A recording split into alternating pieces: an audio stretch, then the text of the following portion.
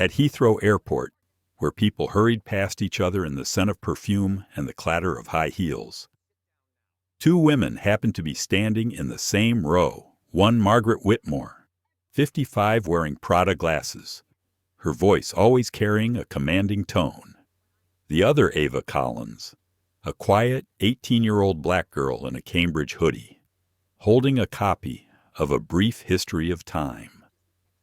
Neither of them knew that a storm was about to break out between them, not with a scream, but with silence. Margaret believed that her status allowed her to decide who deserved to sit where, and the girl in front of her could not possibly belong in first class. But what Margaret did not know was that Ava not only had the right ticket, but also had a surname that made the sky stop when mentioned. When SkyVista Flight 407 took off, no one expected that a slanderous email would turn the entire system of power upside down, and justice, this time, would land in the quietest way. This is not just a story about skin color, but a lesson about dignity where the weak do not need to scream, but still make the world silent. If you believe that justice sometimes does not need a voice, just the truth, please like, share, and subscribe to the channel. To join me in the story, white passenger reports black teen, in first class not knowing her father, owns the airline. Heathrow Airport, a place where power smells like expensive perfume and sounds like polished heels on marble floors. Margaret Whitmore stood at the counter of SkyVista's exclusive lounge, her voice cutting through the air like a blade wrapped in silk. She was the kind of woman who believed the world still ran on pedigree old names, old money, old rules. The platinum tracksuit, the Chanel logo glimmering under the lounge lights, wasn't just fashion, it was armor. When the barista hesitated over her coffee order, Margaret exhaled in a way that could make even air feel guilty. "Is this decaf or just disappointing?" she asked, not looking up. Across the lounge, someone did look up. A young black girl, barely 18, sat by the window, lost in the quiet hum of engines outside. Her hoodie read Cambridge University, though she looked far too young to belong there. In her hands rested A Brief History of Time by Stephen Hawking, the corner of the page pressed down by a boarding pass. Her name was Ava Collins. She hadn't said a word since she entered the lounge. She didn't need to. The calm around her was not the silence of shyness. It was the silence of someone who had learned early that dignity is often mistaken for arrogance, and that sometimes saying nothing speaks the loudest. Margaret noticed her eventually. She always noticed. The wrong shoes, the wrong tone, the wrong color. People like Margaret didn't need to speak their judgment. They breathed it. When Ava stood to check her connecting flight to Sky Harbor, she joined the line behind Margaret at the concierge desk. Margaret turned, saw her, and smiled. Not the kind that reaches the eyes, but the kind that says, "Oh, you must be lost." "Excuse me, sweetheart," Margaret said, stepping ahead. "Diamond Elite. I'll just be a moment." The agent behind the counter looked uneasy. On Ava's boarding pass was a small code printed in silver ink, SVX FAM, short for SkyVista Executive Family. It was a designation known only to staff, meant for the families of senior executives, the kind of passengers whose names could change flight routes. But Ava didn't use it. She simply nodded, stepping back, allowing Margaret to pass. The agent glanced up at her, eyes soft with an apology he couldn't voice. Ava smiled faintly, as if she understood, and returned to her book. From a distance, it looked like nothing. But injustice never begins loudly. It starts with the sound of someone being ignored.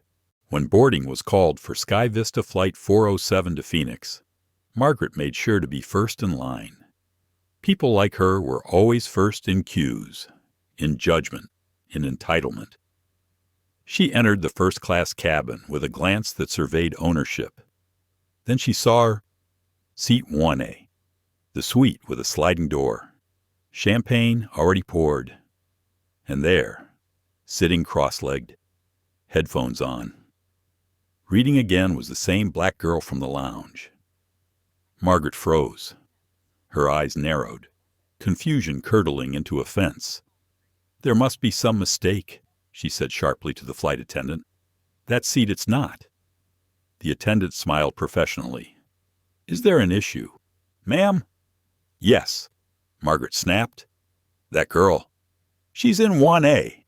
That can't be right." The attendant, Ethan Brooks, checked the manifest, then her ticket, then smiled again, this time with a hint of warmth directed toward Ava. "She's exactly where she's supposed to be, ma'am." Margaret's lips thinned. First class is becoming very inclusive, isn't it? No one answered. Ava looked up briefly, met her gaze, then looked away, the smallest act of defiance wrapped in grace. "I remember thinking, if I say one word, she'll use it against me."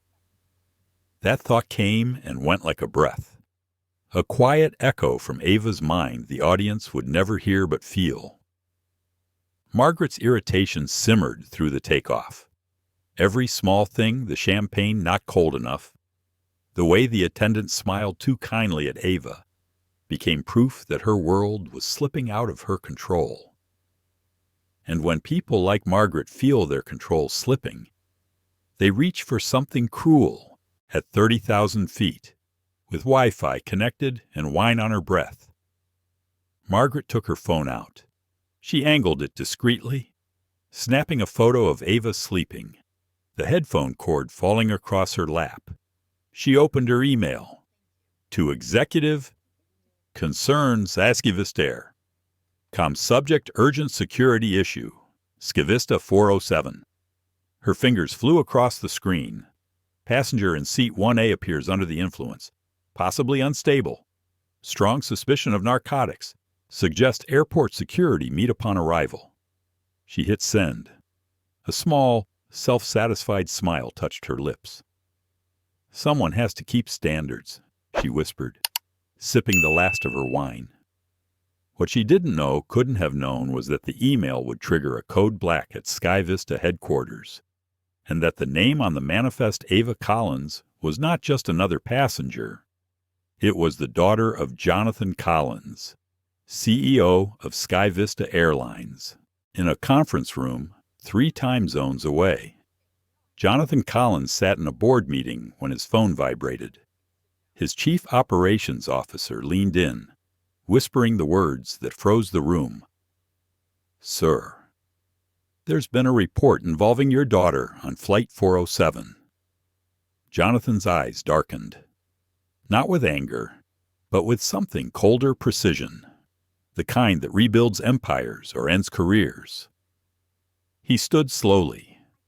"Get me the captain," he said, "and make sure no one touches my daughter until I say so." Back in first class, Ava still hadn't said a word. She didn't need to.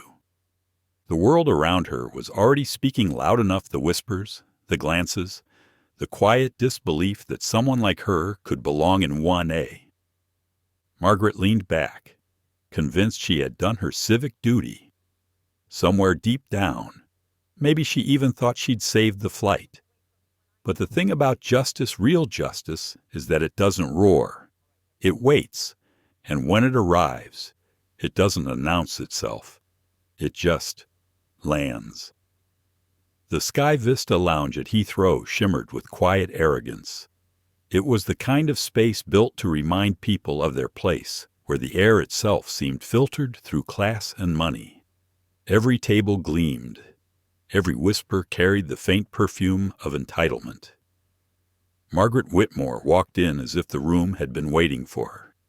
The staff recognized the type immediately, a woman whose wealth had turned certainty into attitude. Her silver hair was sculpted, not styled.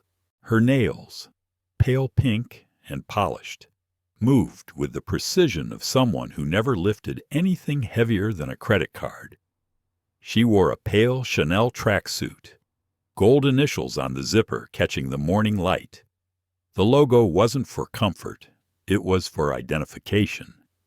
Her handbag, oversized and unnecessarily loud, announced her before she spoke. "Excuse me," she said to the barista, her voice sharp but sweetened with performative patience. "This coffee tastes tired. Do you happen to have something a little more alive?"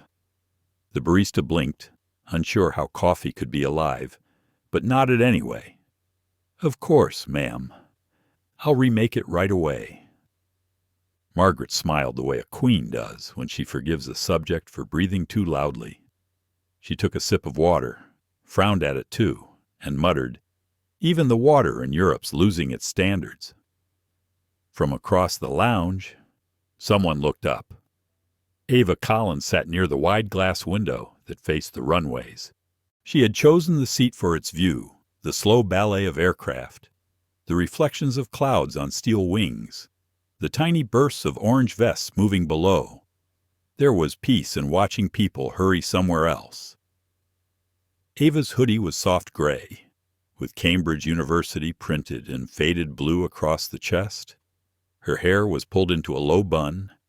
In front of her, a half-empty cup of green tea cooled beside an open copy of A Brief History of Time. She wasn't reading it for class.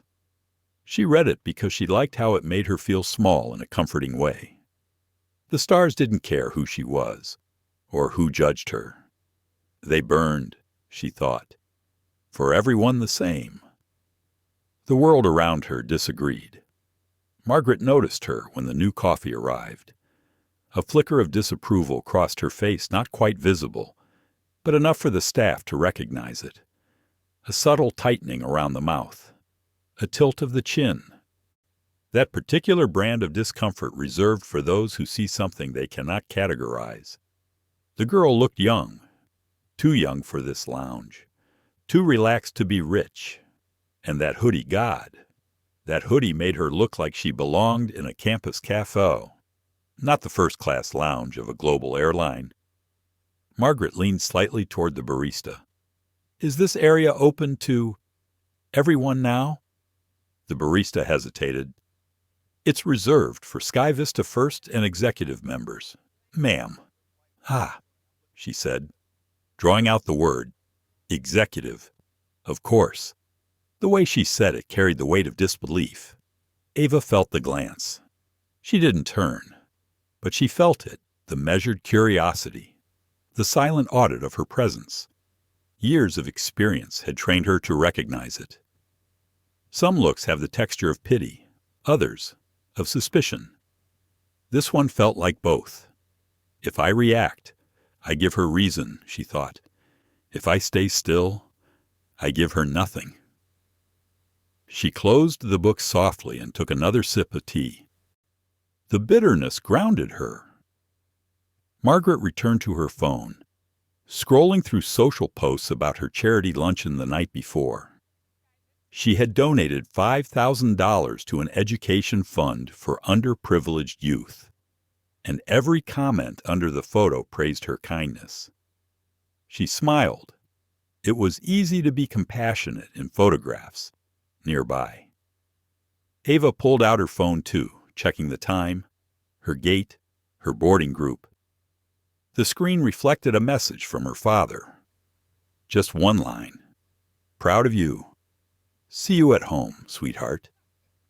She smiled, small and private, then turned her phone face down, unwilling to invite curiosity. The contrast between them was almost theatrical. Two women, separated by age and race, sitting in the same golden light, but living in entirely different worlds. One was used to being noticed. The other had learned that being unnoticed was safer. Outside, a SkyVista jet glided past the window, engines whispering power. The logo shimmered on the tail, a silver bird in flight. Wings spread wide. Ava's eyes followed it briefly, a quiet pride warming her chest. Few people knew how deeply her family's name was tied to that symbol. Fewer still would believe it if they did. Inside, Margaret was beginning to feel restless. Her sense of superiority required friction. Without it, she grew uneasy. She scanned the room for imperfections. The lights were too dim, the music too modern, the staff too slow. And that girl still there, still reading, was now an offense to her sense of order. When a queue formed at the concierge desk for connecting flights, Margaret stood immediately. She hated waiting. Her ticket gleamed in her hand, embossed with the words Diamond Elite. The title mattered. It always had. Ava joined the line quietly behind her, clutching her own ticket. She didn't expect recognition, only service. But as the line inched forward, Margaret turned. "Oh," she said with the bright tone people use when they mean the opposite. "You're traveling, too," Ava nodded politely. "Yes, ma'am." "First time abroad?" Ava shook her head. "No, ma'am." Margaret smiled thinly. "Good for you." Then she turned away, stepping in front of her without asking. "Excuse me," she told the agent. "I'm Diamond Elite. I just need to confirm my connection to Sky Harbor." The agent, a young man named David, hesitated. "Of course, ma'am." He scanned her ticket, nodding, behind her. Ava waited quietly, eyes drifting over the counter where a small monitor displayed names and flight details. She saw her own appear briefly, followed by a code she had been told never to mention aloud, SVX FAM. David noticed it too. His posture changed slightly, a flicker of awareness, a flash of respect.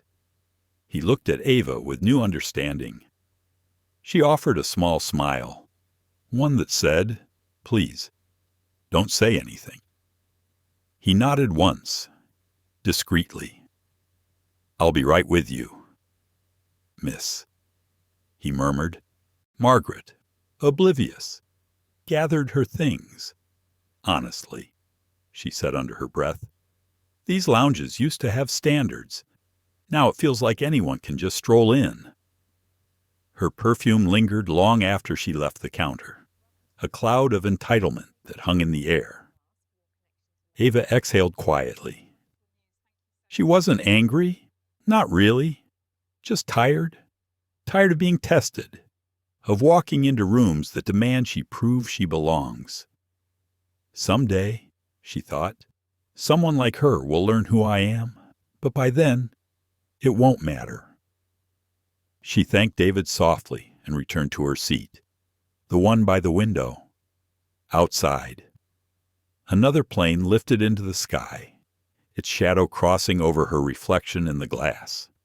For a second, the two faces overlapped hers and Margaret's two women on different sides of the same window, each convinced they understood the world better than the other. The difference was, only one of them knew the truth. And she chose to keep it quiet. The line at the concierge desk was short but tense, the way lines often become when time and ego occupy the same space. A muted hum of travelers filled the SkyVista lounge, voices layered over the soft drone of departing aircraft. Somewhere beyond the glass, another plane lifted into the gray London morning. Ava Collins stood quietly, her ticket in hand, the faint print of SVX FAM gleaming near the barcode. She was patient. Years of flying had taught her that patience could protect a person better than any title. Still, she could feel the faint heat of Margaret Whitmore's presence just ahead of her sharp perfume, heavy jewelry, and that restless energy of someone who needed to be seen to exist. Margaret adjusted her scarf, turned halfway around, and caught Ava's reflection in the polished brass of the counter. It was almost instinctual, the judgment. A glance, quick and calculating, the kind that assigns value before a word is spoken. She smiled, That same thin smile she'd given before, the kind that made compliments sound like instructions. "You again," she said softly, as if it were an inconvenience. "Didn't I just see you by the window?" Ava nodded once. "Yes, ma'am." Margaret took a half-step closer, lowering her voice so only Ava could hear. "You might want to check with the main counter next time. This line's for priority passengers." Ava said nothing. The silence unsettled Margaret more than any protest would have. Silence, when chosen deliberately, has a weight people can't deflect. When the agent David looked up, Margaret was already leaning forward over the counter. "Hello again," she said brightly. "Just confirming my connection to Phoenix, Diamond Elite, Flight 407. I'd hate for anything to go wrong." David smiled politely, his professional calm unbroken. "Of course, ma'am." He typed a few keys, checked the screen, and nodded. "You're all set for boarding at Gate 12B in about 30 minutes. "Perfect," she replied, drawing out the word like a melody. Then she turned slightly toward Ava, her expression polite but hollow. "They take such good care of their loyal travelers here.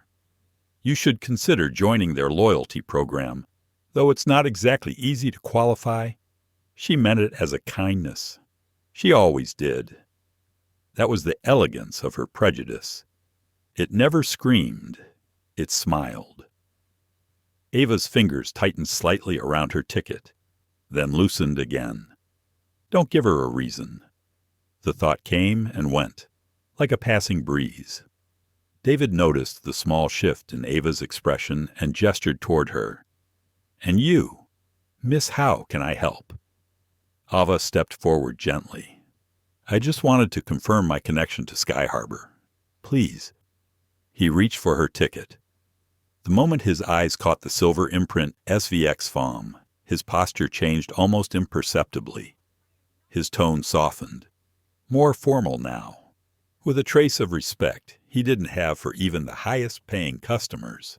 He looked up briefly, and his gaze met hers. For a moment, the room seemed to pause. He didn't say anything, but his eyes said everything.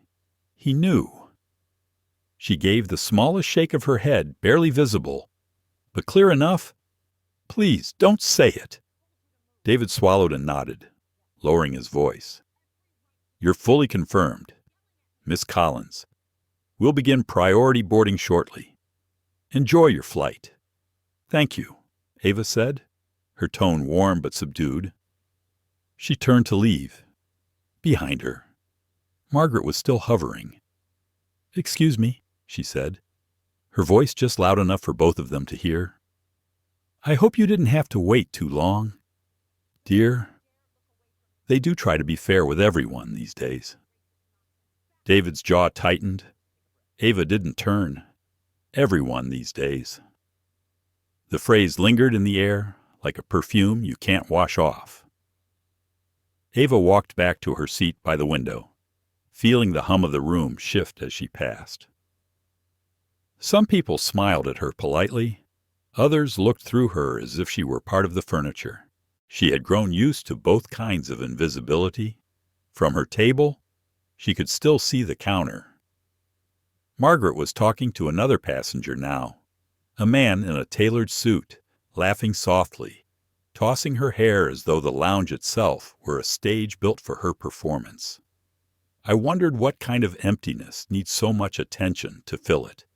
The thought wasn't cruel. It was weary. Ava opened her book again, but didn't read. Her eyes rested on the page, her mind elsewhere. She thought about her father, how he used to tell her that people reveal their truth when they think no one important is watching. "That's when you'll know who they are," he'd said, "and who you should never become." In the distance, a soft chime announced boarding for Group 1. Margaret straightened immediately, collecting her things with exaggerated grace. She glanced toward Ava, then down at her boarding pass, and smiled once more, the kind of smile that always came before a line like, I suppose I'll see you on the other side of the curtain." David caught Ava's eye as she stood, an unspoken promise passing between them. He would keep her confidence. No one needed to know. Not yet. Ava thanked him quietly and headed toward the gate. The corridor leading out of the lounge smelled faintly of jet fuel and citrus cleaner. The low buzz of rolling suitcases echoed off the walls. She walked calmly, her steps unhurried, her posture straight. There was a dignity in her stillness, the kind that unsettles people used to being loud. Behind her, Margaret followed, heels clicking on the tile, like punctuation marks sharp, deliberate, certain. She pulled out her phone, checking her flight again, as if reassurance could be purchased through repetition. At the boarding gate, attendants began scanning tickets. The line was orderly, quiet. When Ava handed hers over, the scanner blinked green instantly. "Welcome aboard, Miss Collins," the attendant said with a smile that carried a hint of recognition. Margaret, behind her, heard it and frowned. "Miss Collins," she repeated, softly but suspiciously, as though the name offended her. Ava didn't respond. She simply walked down the jet bridge, her backpack slung loosely over one shoulder, book tucked under her arm. Margaret waited for her turn, then leaned toward the gate attendant. "I couldn't help but notice that young woman ahead of me. You seem to know her." The attendant, polite but firm, smiled. "All our passengers are important to us, ma'am." It wasn't the answer Margaret wanted. It never was. On the plane, Ava found her seat 1A. She stowed her bag, settled in quietly, and drew the curtains slightly closed. The hum of the engines was comforting, a white noise that drowned out everything unnecessary. Ava placed her book on her lap, closed her eyes, and breathed. Patience again. Always patience. Someday, she thought, someone like her will learn that silence isn't weakness. It's preparation. Far behind her, Margaret was still talking to the passenger next to her, to the attendant, to herself. Her voice carried the calm authority of someone certain she was right about the world. For now, the world let her believe it. But at 30,000 feet, even certainty begins to thin.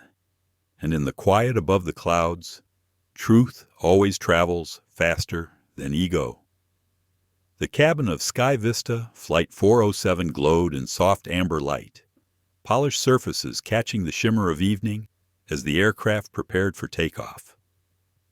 The quiet hum of air conditioning mixed with faint jazz from the overhead speakers.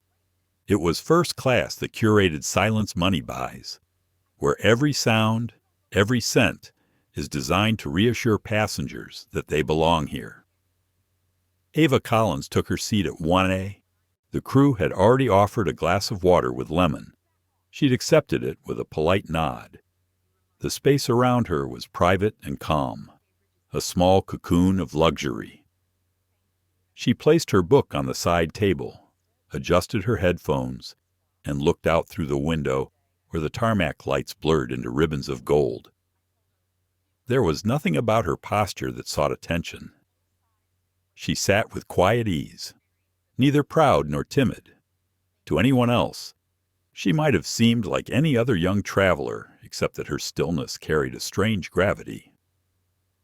Margaret Whitmore entered the cabin a few moments later. Her heels struck the carpeted aisle with rhythm and authority. To her, flying first class wasn't transportation. It was confirmation, proof that life had rewarded her correctly.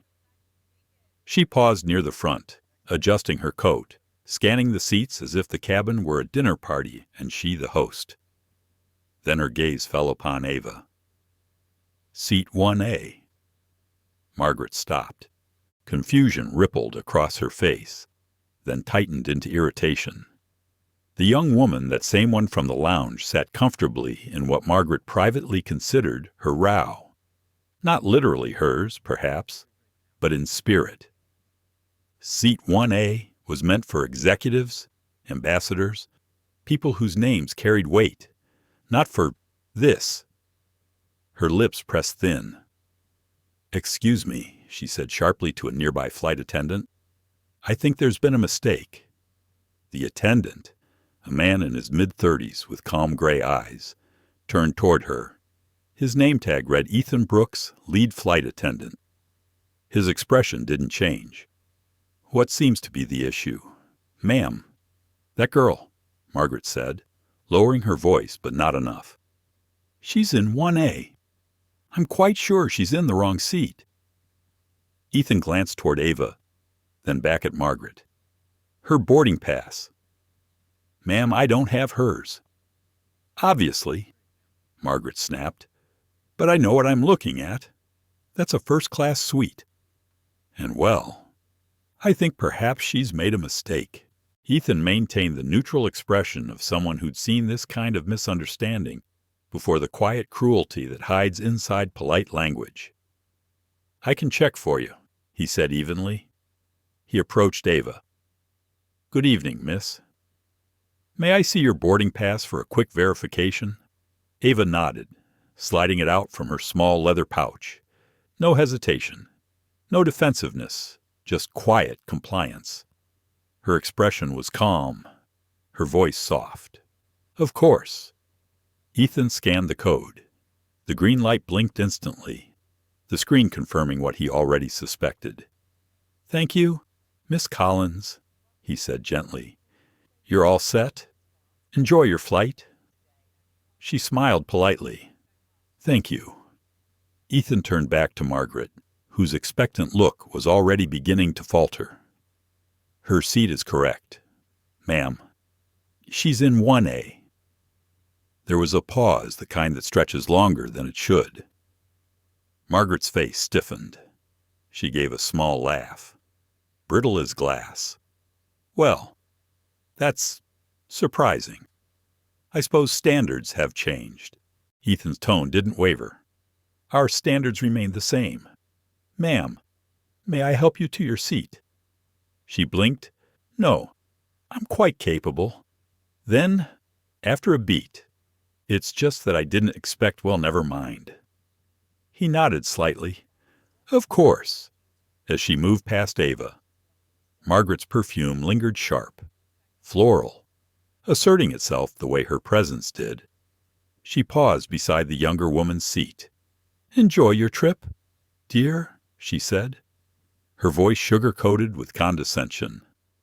"First time in first class." I imagine Ava removed one earbud, her gaze steady but gentle. "No, ma'am, not the first." Margaret hesitated, thrown off by the calm certainty in the girl's tone. Then she smiled again, that same rehearsed expression that hid judgment beneath politeness. "Good for you," she murmured, moving toward her own seat. 2C. When she sat down, her fingers fidgeted with the seatbelt clasp longer than necessary.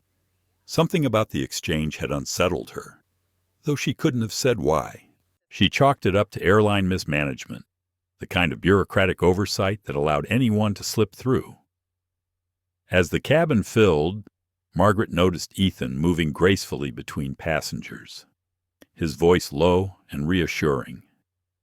Every time he passed 1A, there was a quiet deference not obvious, but present, a subtle acknowledgement of who Ava was. It wasn't about race or age. It was about recognition, though Margaret couldn't read it that way. She kept stealing glances toward the front, each time expecting to see something out of place, a wrong gesture, a misused control, a sign that her intuition had been correct. But Ava sat still, reading again, the soft light tracing her calm profile.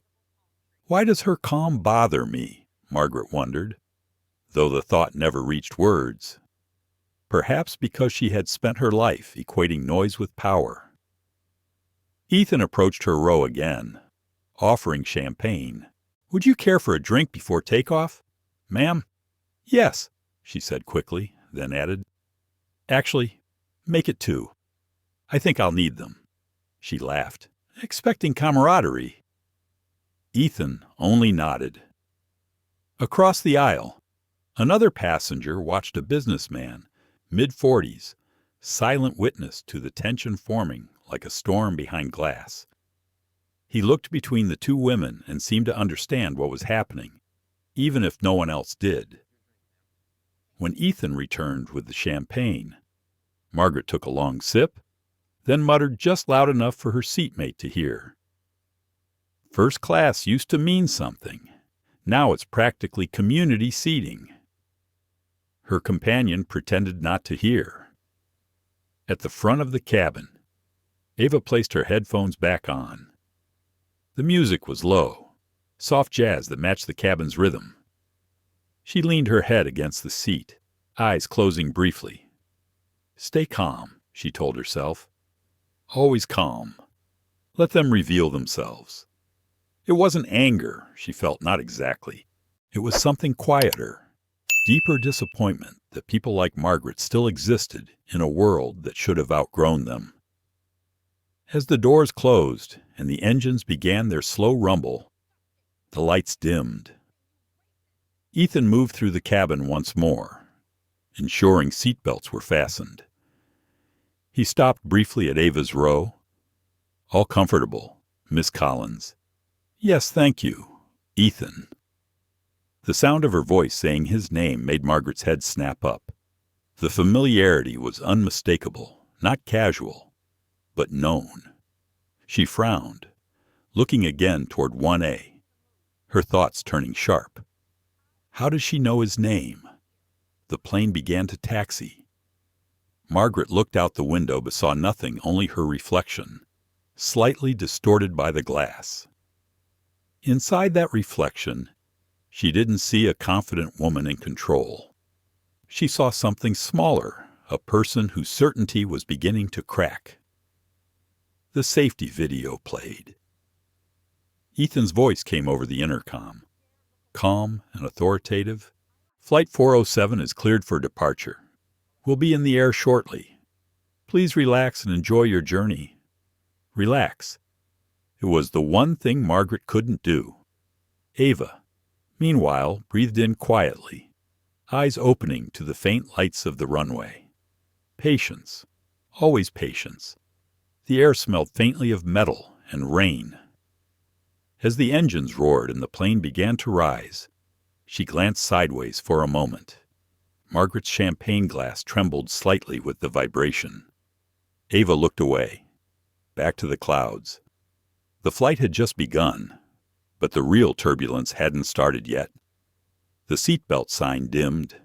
The engines steadied into their long, patient hum, that soft, hypnotic drone only found at 30,000 feet.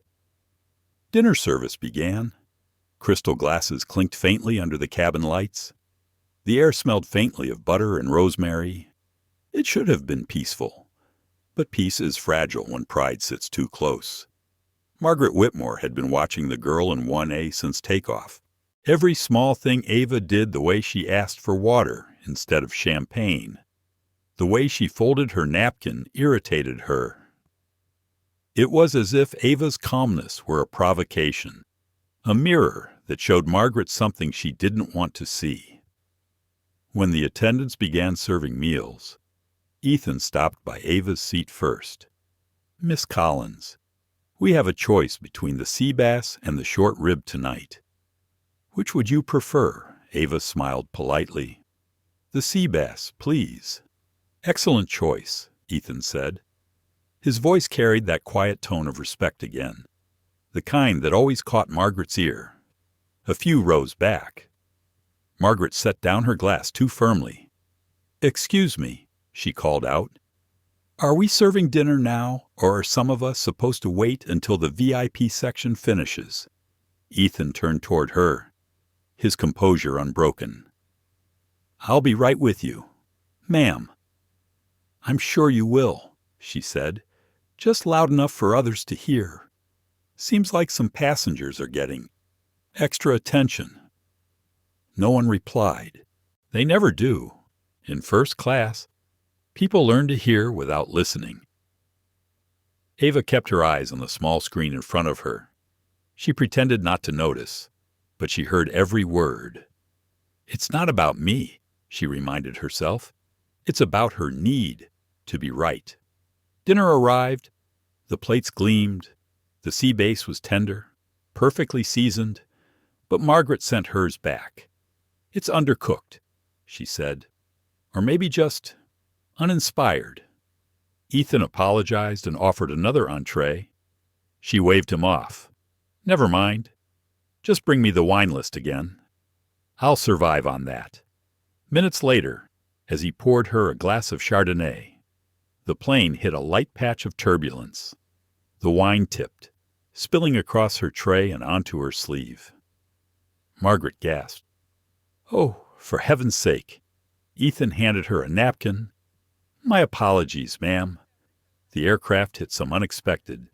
"Don't explain it," she snapped. "Just fix it." The passengers nearby pretended to look away. Ava didn't move. She knew better than to get involved. Still, she could feel the heat of injustice building quietly in the space between them. Margaret dabbed at her sleeve, muttering to herself. Service used to mean something. Standards used to mean something. Then, as if to the universe now, apparently, anyone can sit anywhere and call it progress. Her seatmate shifted uncomfortably. Ethan inhaled slowly, held his composure, and nodded. "If there's anything I can do, you can start by pouring the wine properly," she said. "And maybe next time, make sure the right people are in the right seats." Ava heard it this time. The words were clear, deliberate, and cruel in their restraint. She closed her eyes. "Don't react." It wasn't fear that held her still. It was clarity, anger. She knew. Gives people like Margaret proof that their prejudice was justified, and Ava refused to give her that satisfaction. The cabin lights dimmed for night mode. Screens glowed faintly.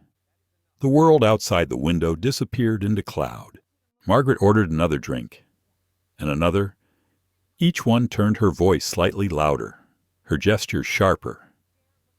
She began to lean over the aisle to speak to her seatmate, the businessman who'd been silent since takeoff. "You know," she said, gesturing vaguely toward the front, "some of these airlines have gone completely woke. They're so desperate to look inclusive, they forget about class." The man murmured something polite and turned back to his screen. She continued anyway. "I mean, really, first class isn't a charity program. It's supposed to mean something." Her laughter was dry, humorless. "I'm sure that young lady's very nice. But, well, there's a difference between traveling well and just traveling up front."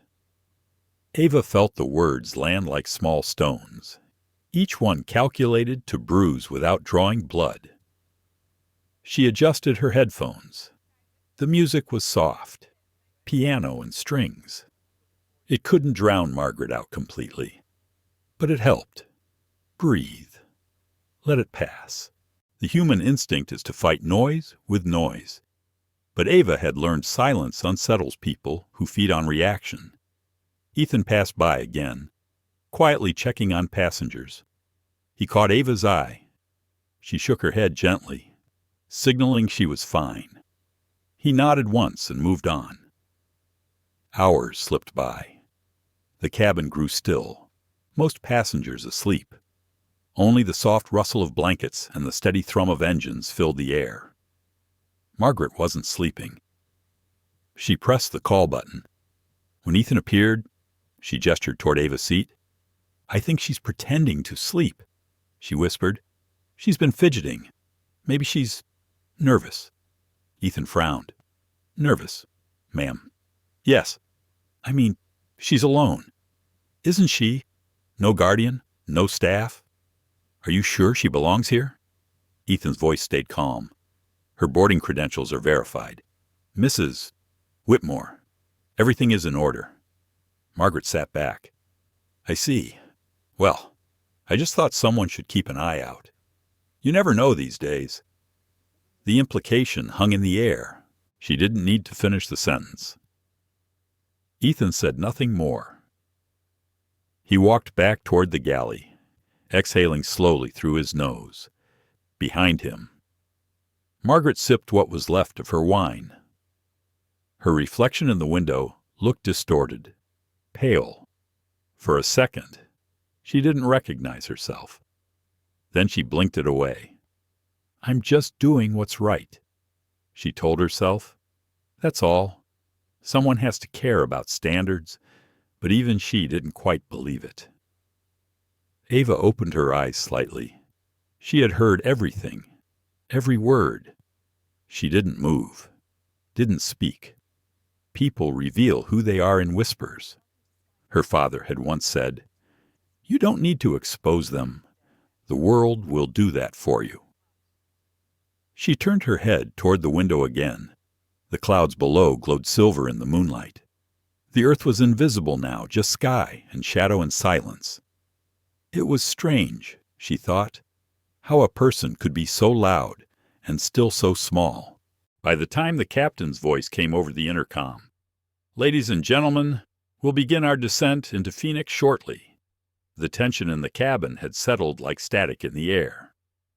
Margaret sat perfectly upright, face flushed from wine, satisfaction mixed with unease.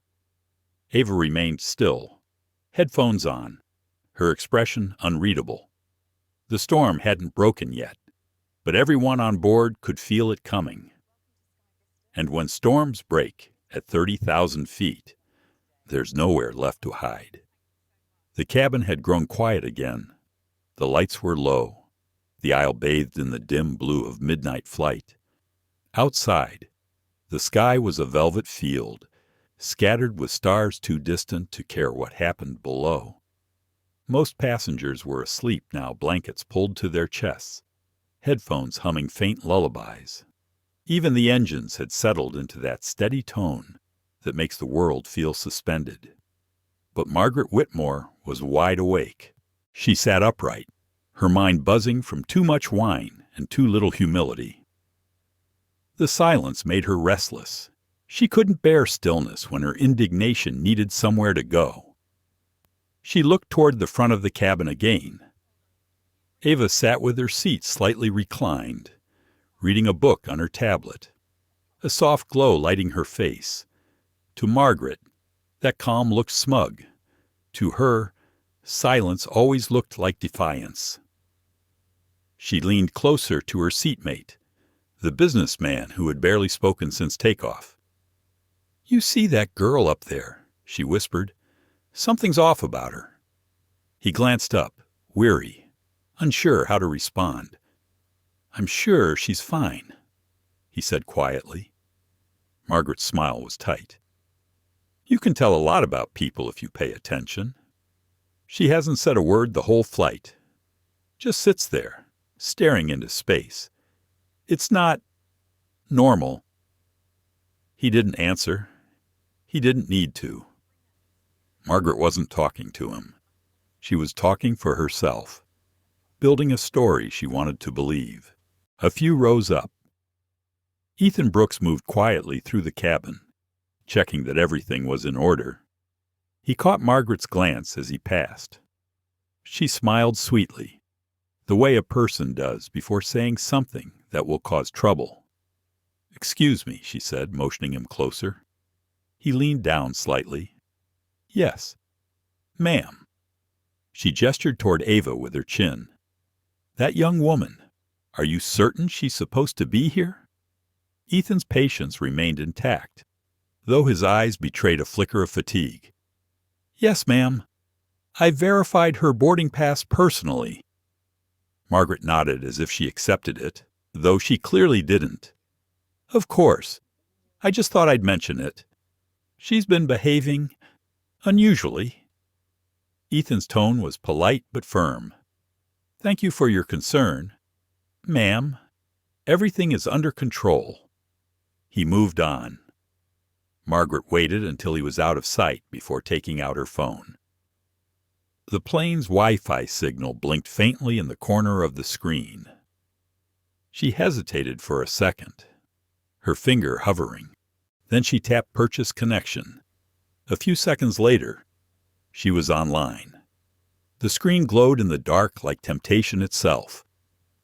She angled it away from her seatmate, opened the camera, and zoomed in on Ava's row. The first picture caught Ava reading. The second, her closing her eyes, resting her head against the seat. The third, a close-up through the reflection of the seat divider, her face half lit, half shadowed. Each click was quiet, deliberate, satisfying. Margaret told herself she was doing something responsible. If she really doesn't belong there, she thought, someone should know. I wonder sometimes how far people will go to feel right. Margaret opened her email app and began to type. Her words came easily, like water running downhill. To executive, concerns SkyVista Air. Calm subject, urgent security risk on Flight 407. Hello, I'm writing as a loyal SkyVista Diamond Elite member to report a potentially dangerous passenger in first-class seat 1A. The young woman appears unstable, possibly under the influence of drugs or suffering from mental distress. Her behavior has been erratic and suspicious. I have reason to believe she may be traveling with falsified credentials. Please alert airport security at Sky Harbor to meet the plane upon landing. For everyone's safety, this matter should be treated as an immediate threat. Keywords: threat, narcotics, security risk. Thank you for your urgent attention. Mrs. Margaret Whitmore, Diamond Elite. 73841. She reread it once, twice, smiling faintly. It sounded professional, responsible even, like a civic duty fulfilled. She attached the photos, pressed send. The message left with a quiet whoosh. The sound was small, but sometimes the smallest sounds carry the farthest consequences. She leaned back, satisfied.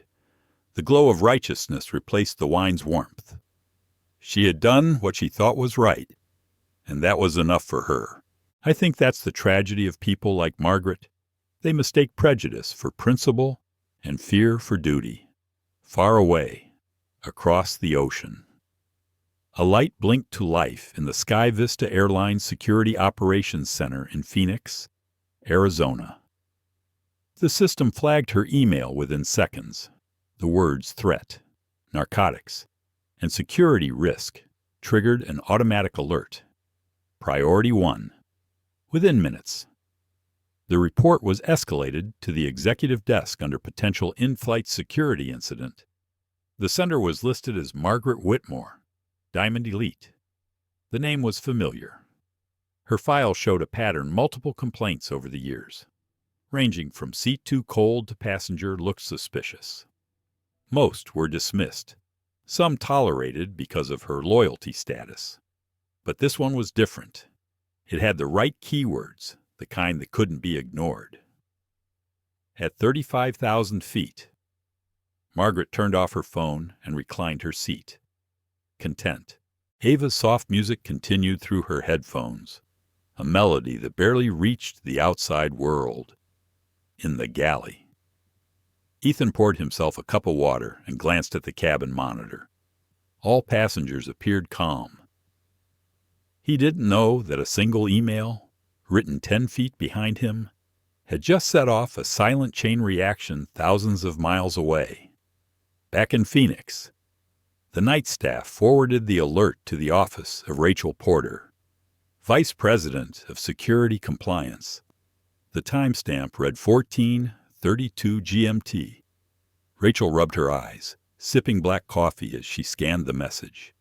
Her gaze froze at the name of the accused passenger, Ava Collins. The air seemed to thicken. She read it again, slower. Then she checked the internal roster, the internal code that matched special designations for executive family members. SVX fam. Her heart skipped. She picked up the phone. James, I need you to look at something. Now. The quiet room filled with the mechanical hum of servers and the low buzz of panic beginning to form.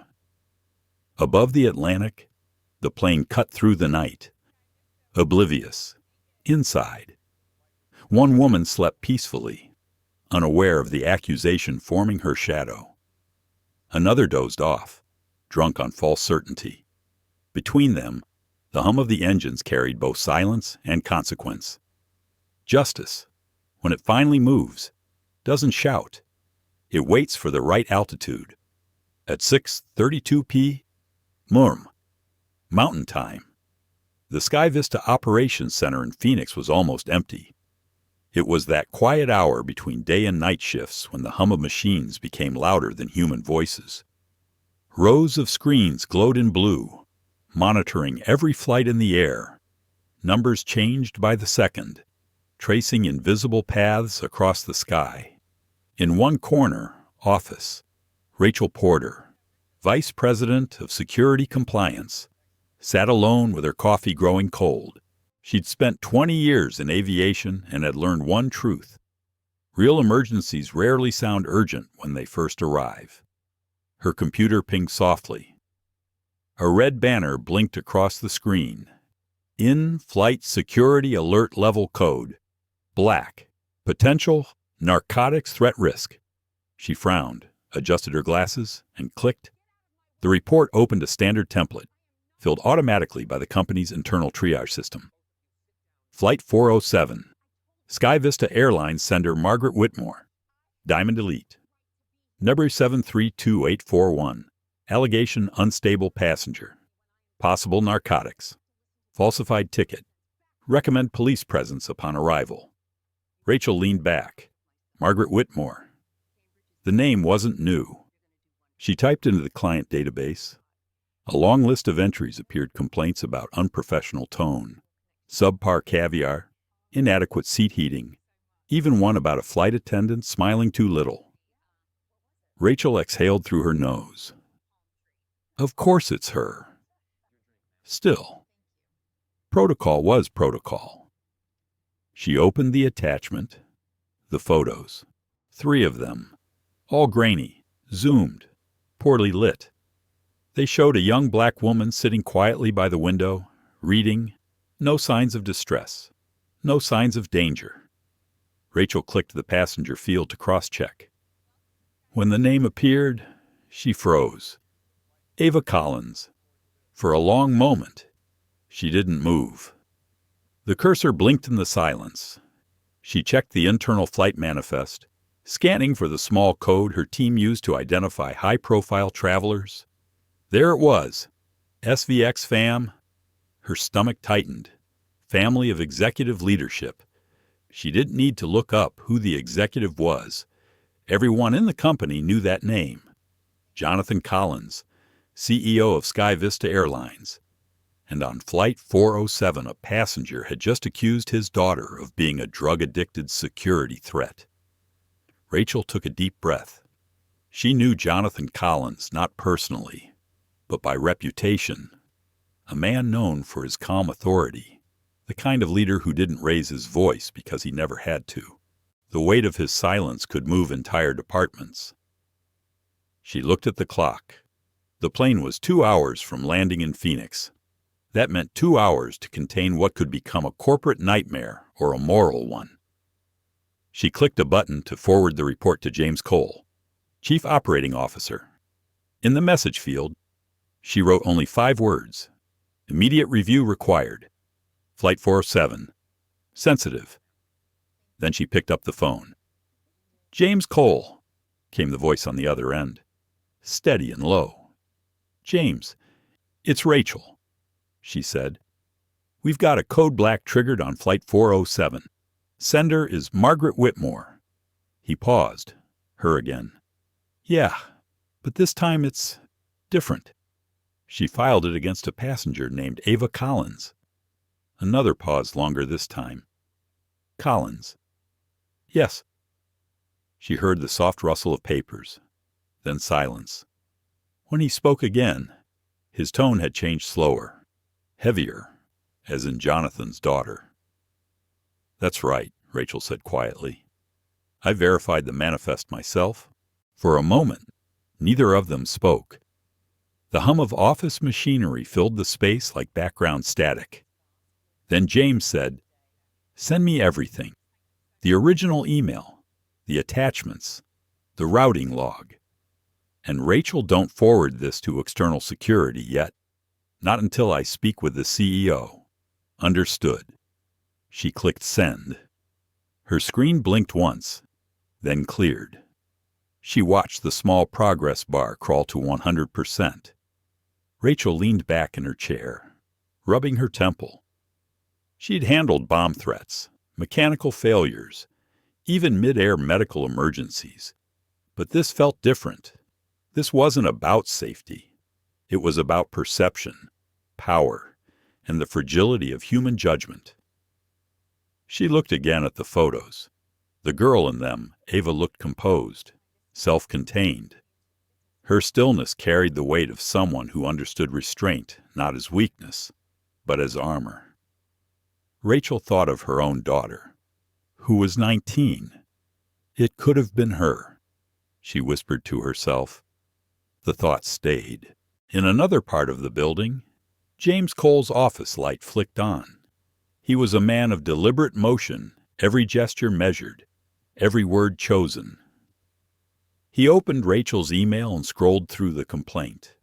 The photos, the phrasing, the tone. It all smelled of privilege masquerading as concern. He read the key words aloud under his breath. Threat, narcotics, security risk. Each one was a tripwire in the company's automated system, designed to escalate instantly. He exhaled. Damn it. He clicked open Ava's record. Internal note authorized travel family of CEO. He didn't need to think twice. He picked up the secure phone line, the one reserved for executive matters. "Jonathan," he said when the call connected, "we've got an issue." There was a short silence on the other end. "Talk to me." James summarized the situation in clean, clinical language, just the facts. No embellishment.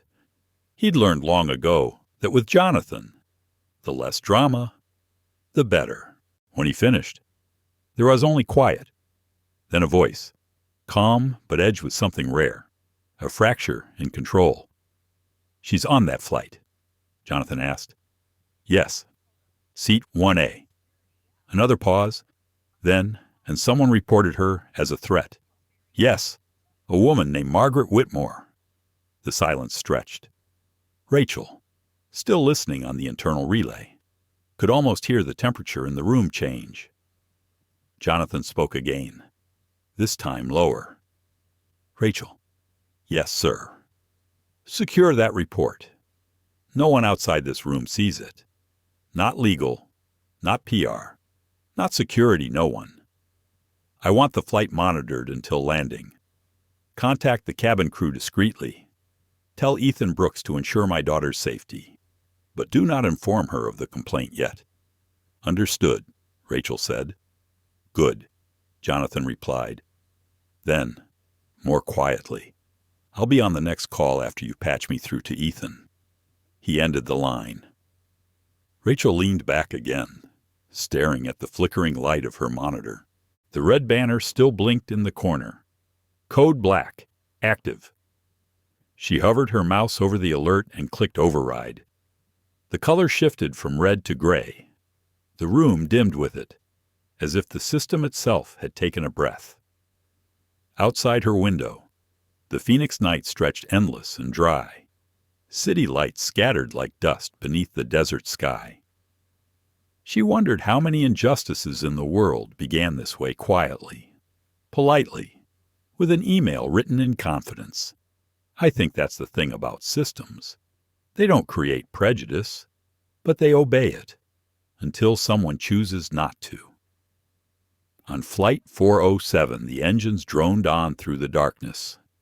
Ava still slept, unaware of the forces moving beneath her name. Margaret dreamed of victory. And halfway across the world, a father began moving the machinery of justice not through rage, but through quiet precision. Sometimes, power doesn't shout. It dials a number. The conference room at the SkyVista West Tower in Los Angeles was all glass and silence. At that height, the city below looked small, blurred by the haze of evening. People came here to make decisions that touched thousands of lives. But tonight, one decision would be personal. Jonathan Collins, CEO of SkyVista Airlines, sat at the head of the long table. Around him, the meeting went on revenue projections, market forecasts, the slow rhythm of corporate certainty. He listened, nodded once in a while, his expression a calm mask of discipline. To most people, Jonathan was unshakable, the kind of man who'd built an empire not with charisma, but with control. Then his phone vibrated, just once. The screen lit up with 2 words, Code Black. He didn't speak immediately. He just looked at it, eyes narrowing. Then, quietly, he said, "Pause the meeting." Every voice stopped. The executives glanced at one another. Jonathan stood, stepping away from the table, phone still in hand.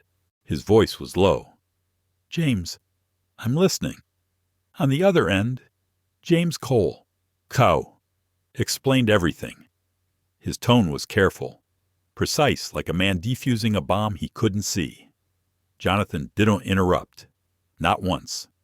He listened as James laid out each detail of the complaint, the name of the accuser, the wording of the email, the photographs. When James finally said, "The accused passenger is Ava Collins," the air in the room changed. The stillness wasn't shock. It was compression. The sound of emotion folded so tightly it could break steel. Jonathan's hand closed around the phone, knuckles whitening. For the first time in years, his composure cracked not visibly, not yet, but in the subtle tremor that only those who truly know him could sense. When he spoke, his voice was quiet, too quiet. "Where is the flight now?" "Over New Mexico," James replied.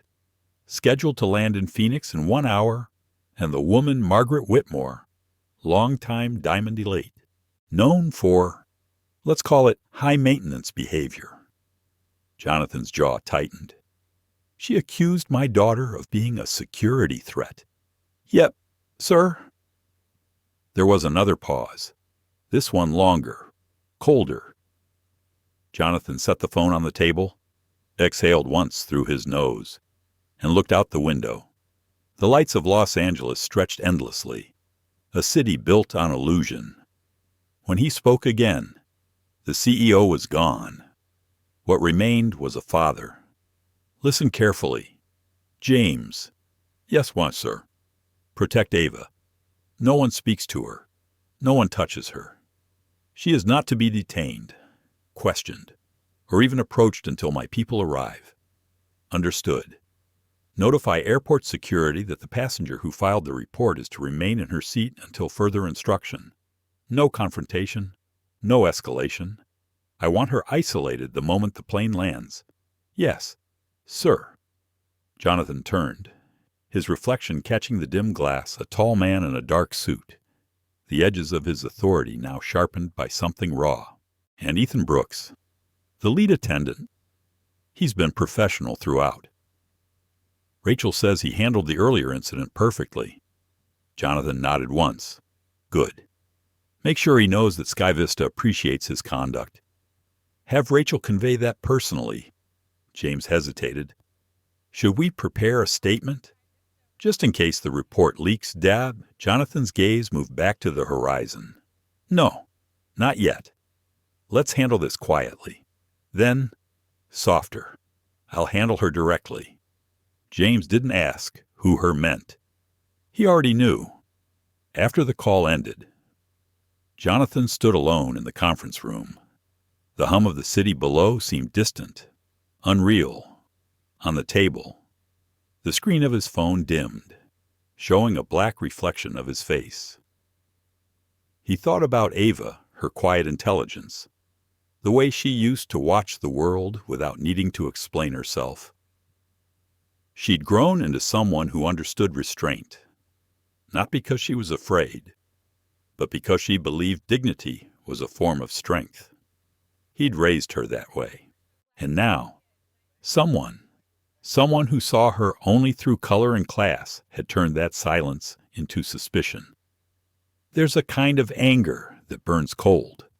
The kind that doesn't explode, it calculates. Jonathan was a man built for that kind. He pressed the intercom. "Cynthia," he said to his assistant, "cancel the rest of my evening?" "Yes, sir. And have my car ready in 5 minutes. We're going to LAX right away." As he gathered his jacket, one of the younger analysts still in the room whispered, "Is everything all right?" Sir Jonathan looked at him for a long moment. "Not yet," he said. The drive to the airport was silent. The city passed by in streaks of orange light. Jonathan didn't look out the window. He didn't need to. He could already see the faces of the security officers at the gate, the airline staff at Phoenix preparing without understanding why. He made one more call before the car turned onto Century Boulevard. "Rachel," he said, "tell the Phoenix operations team to assemble a small unit at Gate 14B. They'll escort Ava to the executive lounge upon landing. Make sure the press doesn't get wind of this." "Yet, sir?" And Margaret Whitmore Jonathan's tone shifted again. Quiet, but absolute. "Leave her where she is. I'll decide what happens when the plane lands." "Understood." The call ended. The car pulled up to the private terminal. The driver opened the door, but Jonathan didn't get out right away. He sat for a moment, hands resting on the steering wheel, eyes unfocused. He wasn't thinking like a CEO anymore. He was thinking like a father who'd spent his life teaching his daughter to rise above cruelty, only to realize that sometimes even silence needs a defender.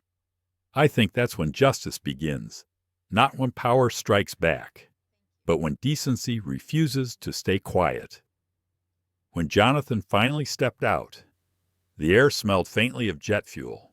His plane was already waiting, engines idling, cabin lights glowing like distant promise.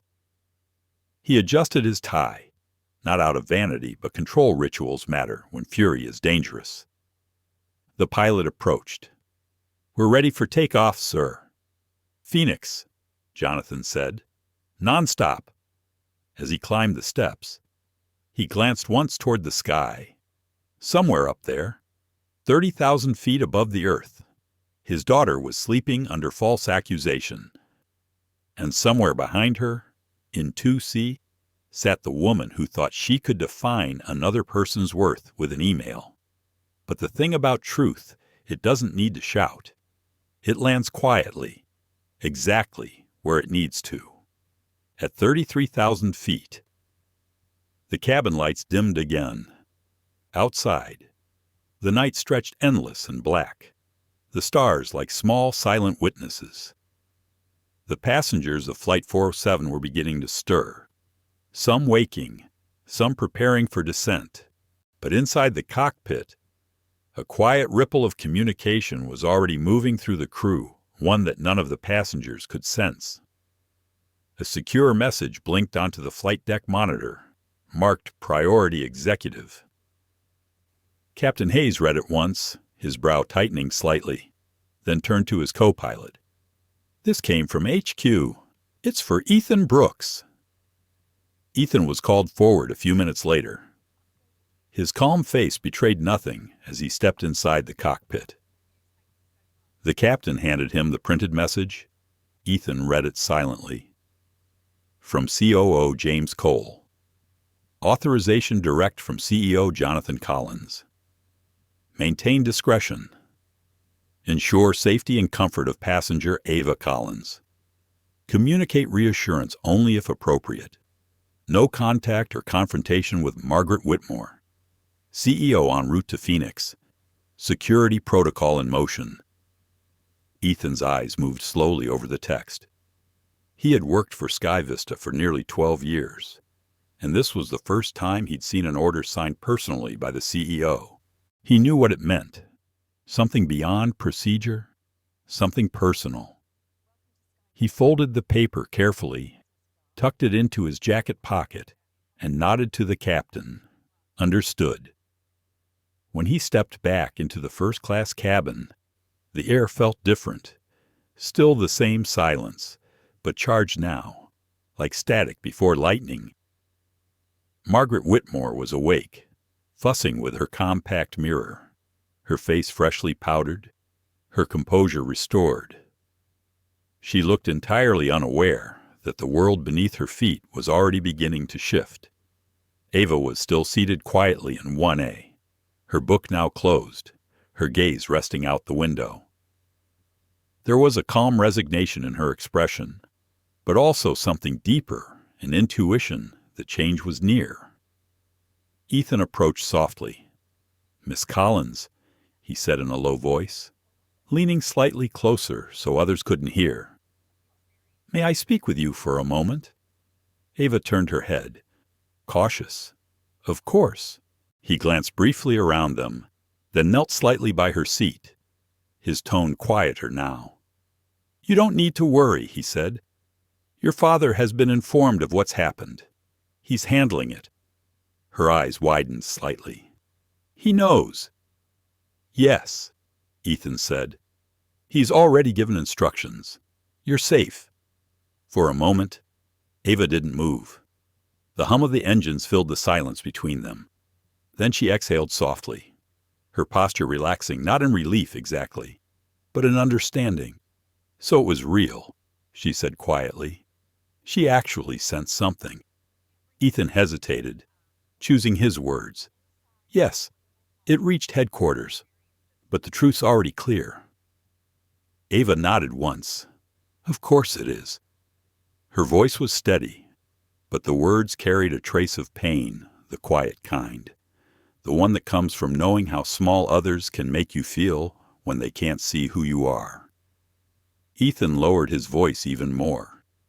"Mr. Collins wanted you to know that everything's being managed discreetly. There will be people waiting when we land." Ava smiled faintly. "That sounds like him." Ethan offered a brief, respectful smile.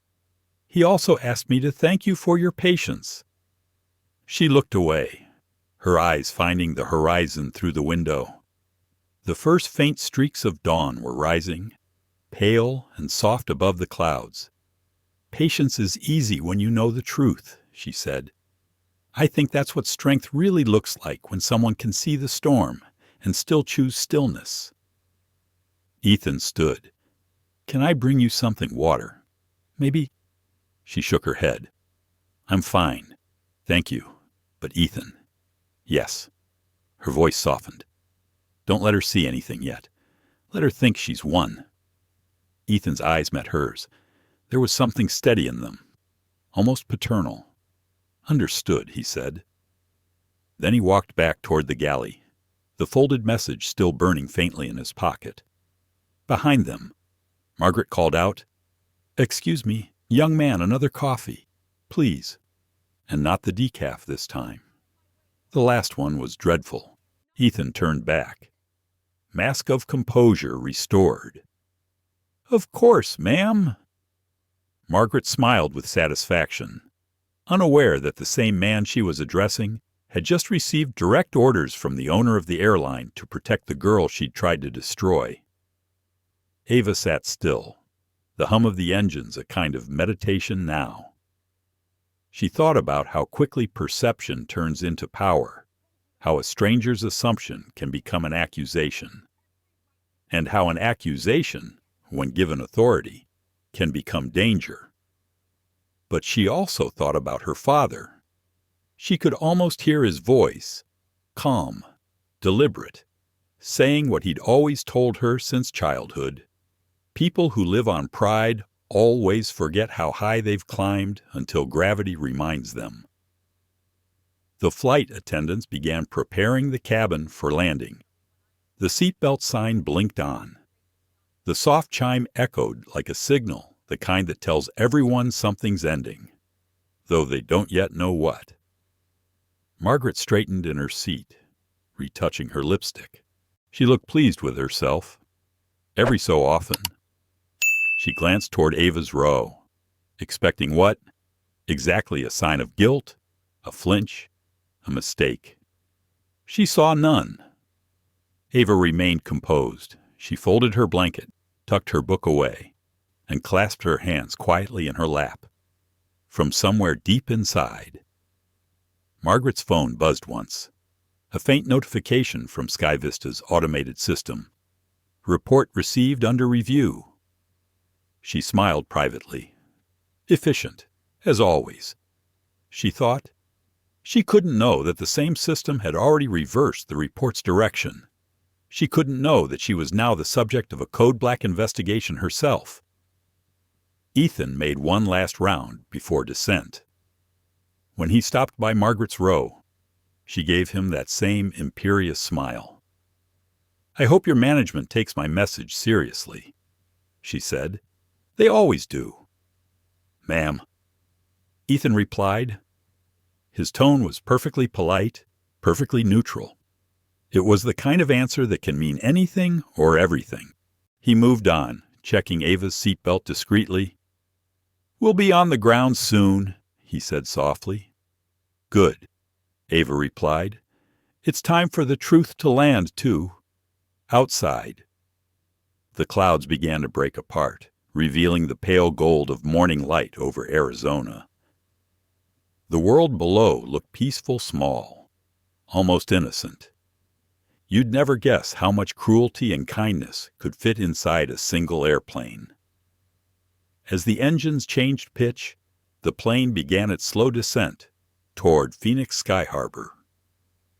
Margaret took another sip of coffee, unaware that her name now appeared on a very different screen in the same building she thought would receive her praise. In the operations center, Rachel Porter stood before her monitors, speaking softly into her headset. "They've received confirmation from the CEO. Proceed with controlled arrival. Passenger 1A secure escort. Passenger 2C hold for questioning." Her assistant looked at her, uncertain. "Do we alert airport police?" Rachel shook her head. "No, this one's not for them. The CEO wants it handled personally."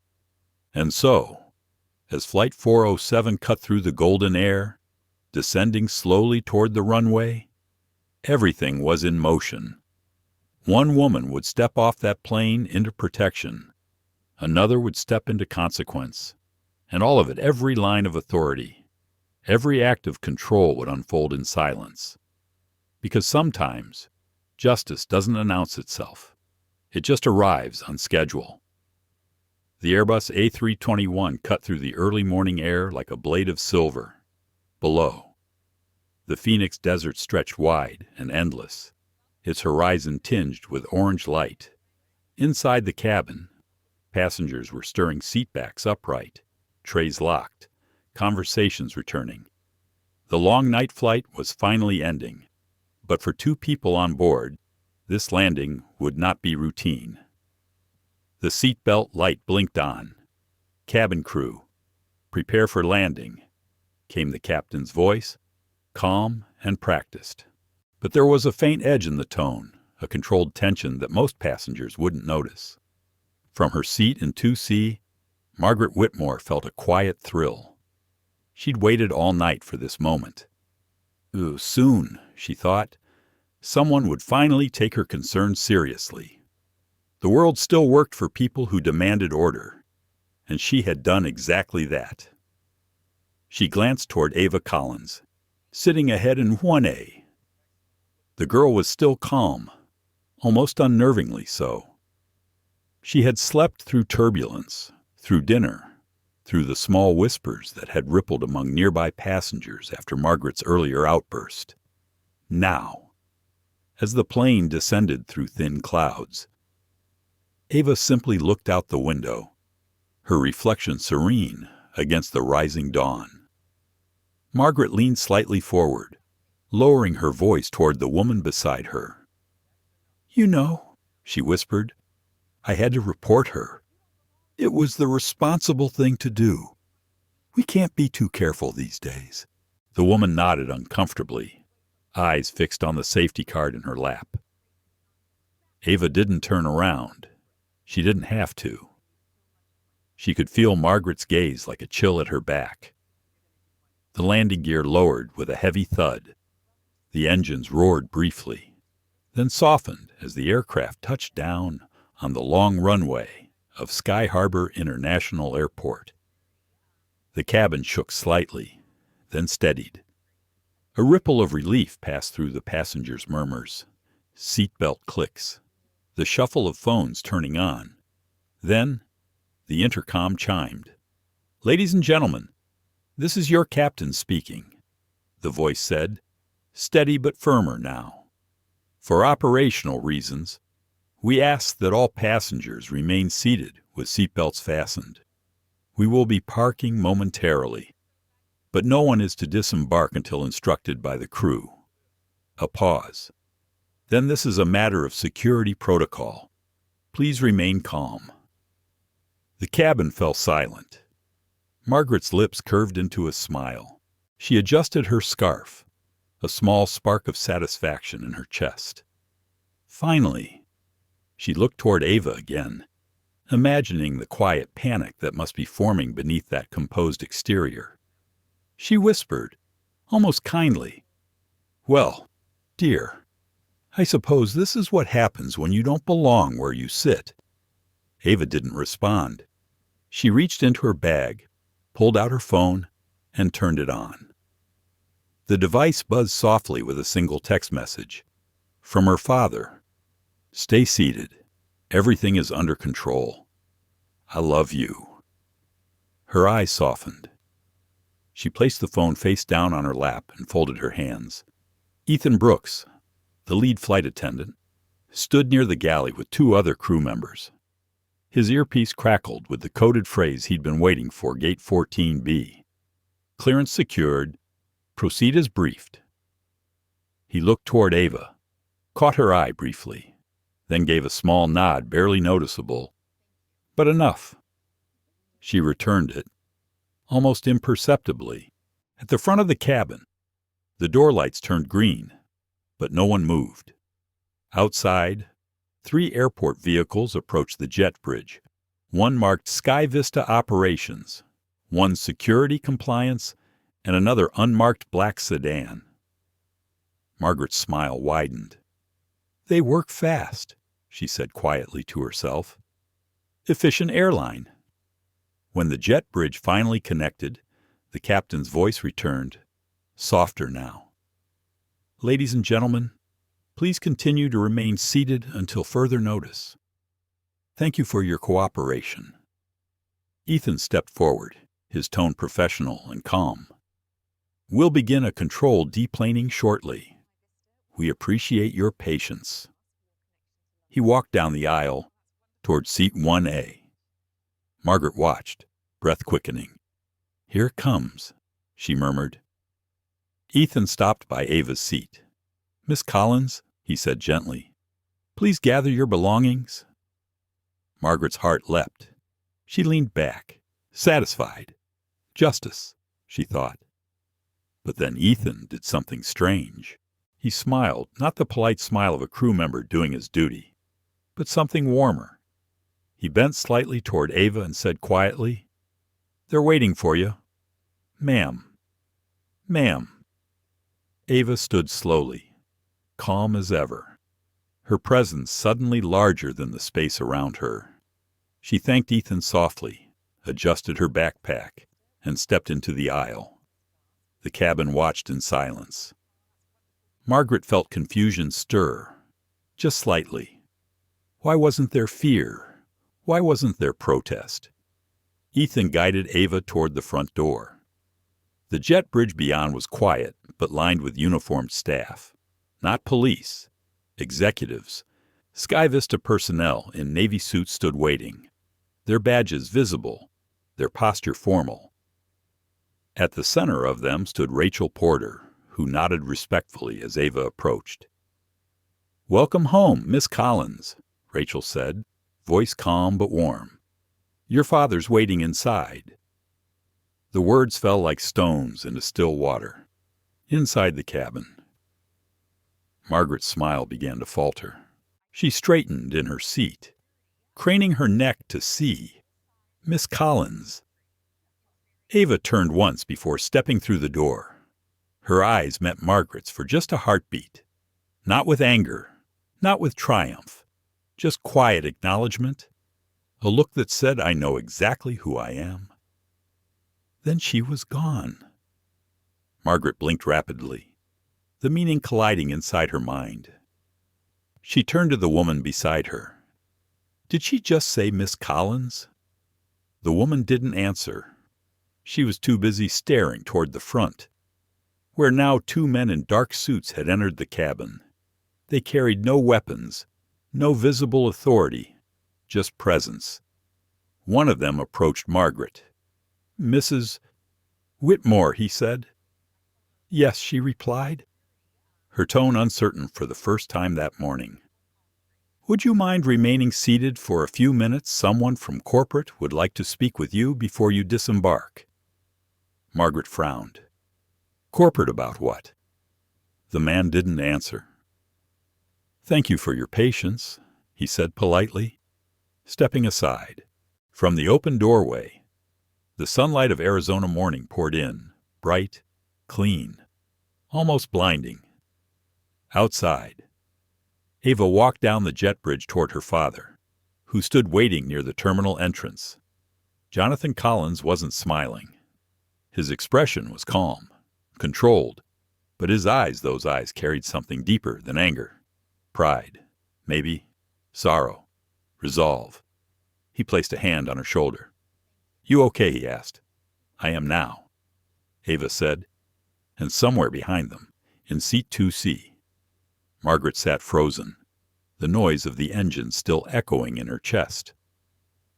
The realization came slowly, painfully, with the weight of everything she had assumed. Power had changed hands not through revenge, not through shouting, but through truth. I've always believed that's how real justice feels when it lands not loud, not vengeful, just inevitable. The cabin door closed again. The hum of the engines faded. And for Margaret Whitmore, the longest silence of her life began. The hum of the engine softened to a low vibration as Flight 407 came to a complete stop at the gate. Outside, the Arizona morning glowed through the cabin windows, painting everything in pale gold. Inside, silence had settled like a blanket, the kind that feels heavy, expectant. People were waiting for permission to stand, hands resting on seat belts, ready to move. They didn't know it yet, but this was not going to be an ordinary disembarkation. From the flight deck, the intercom crackled again. The captain's voice was calm, professional, but his words carried a weight that pulled every pair of eyes forward. "Ladies and gentlemen, before we begin deplaning, we ask that one passenger remain seated for a brief security matter. Passenger in seat 2C, Mrs. Margaret Whitmore, please remain seated. You will be met by security." The sentence fell into the air like a dropped glass. For a moment, no one moved. Heads turned slowly. Whispered breaths filled the space between rows. In seat 2C, Margaret froze, her smile still half-formed, as if the words hadn't yet reached meaning. "I'm sorry," she said out loud, a laugh slipping through her disbelief. That must be some mistake. But no one answered her. The flight attendants were standing now, their expressions neutral, trained. Ethan Brooks was at the front of the cabin, composed as ever. His voice was even, polite. "Ladies and gentlemen, please remain seated until further notice. Thank you for your cooperation." Margaret's pulse began to quicken. Her hand moved to her scarf, smoothing it with a trembling touch. "Excuse me," she called, forcing a smile. "I think you have the wrong passenger." Ethan turned toward her. His tone remained steady. "Mrs. Whitmore, please stay seated. Someone will speak with you shortly." Around her, the air changed. Curiosity first, then judgment. You could almost feel it move through the cabin row by row, the subtle sound of whispered speculation. A woman near the back leaned toward her husband. "Isn't she the one who made a scene earlier?" Margaret felt the flush rise up her neck.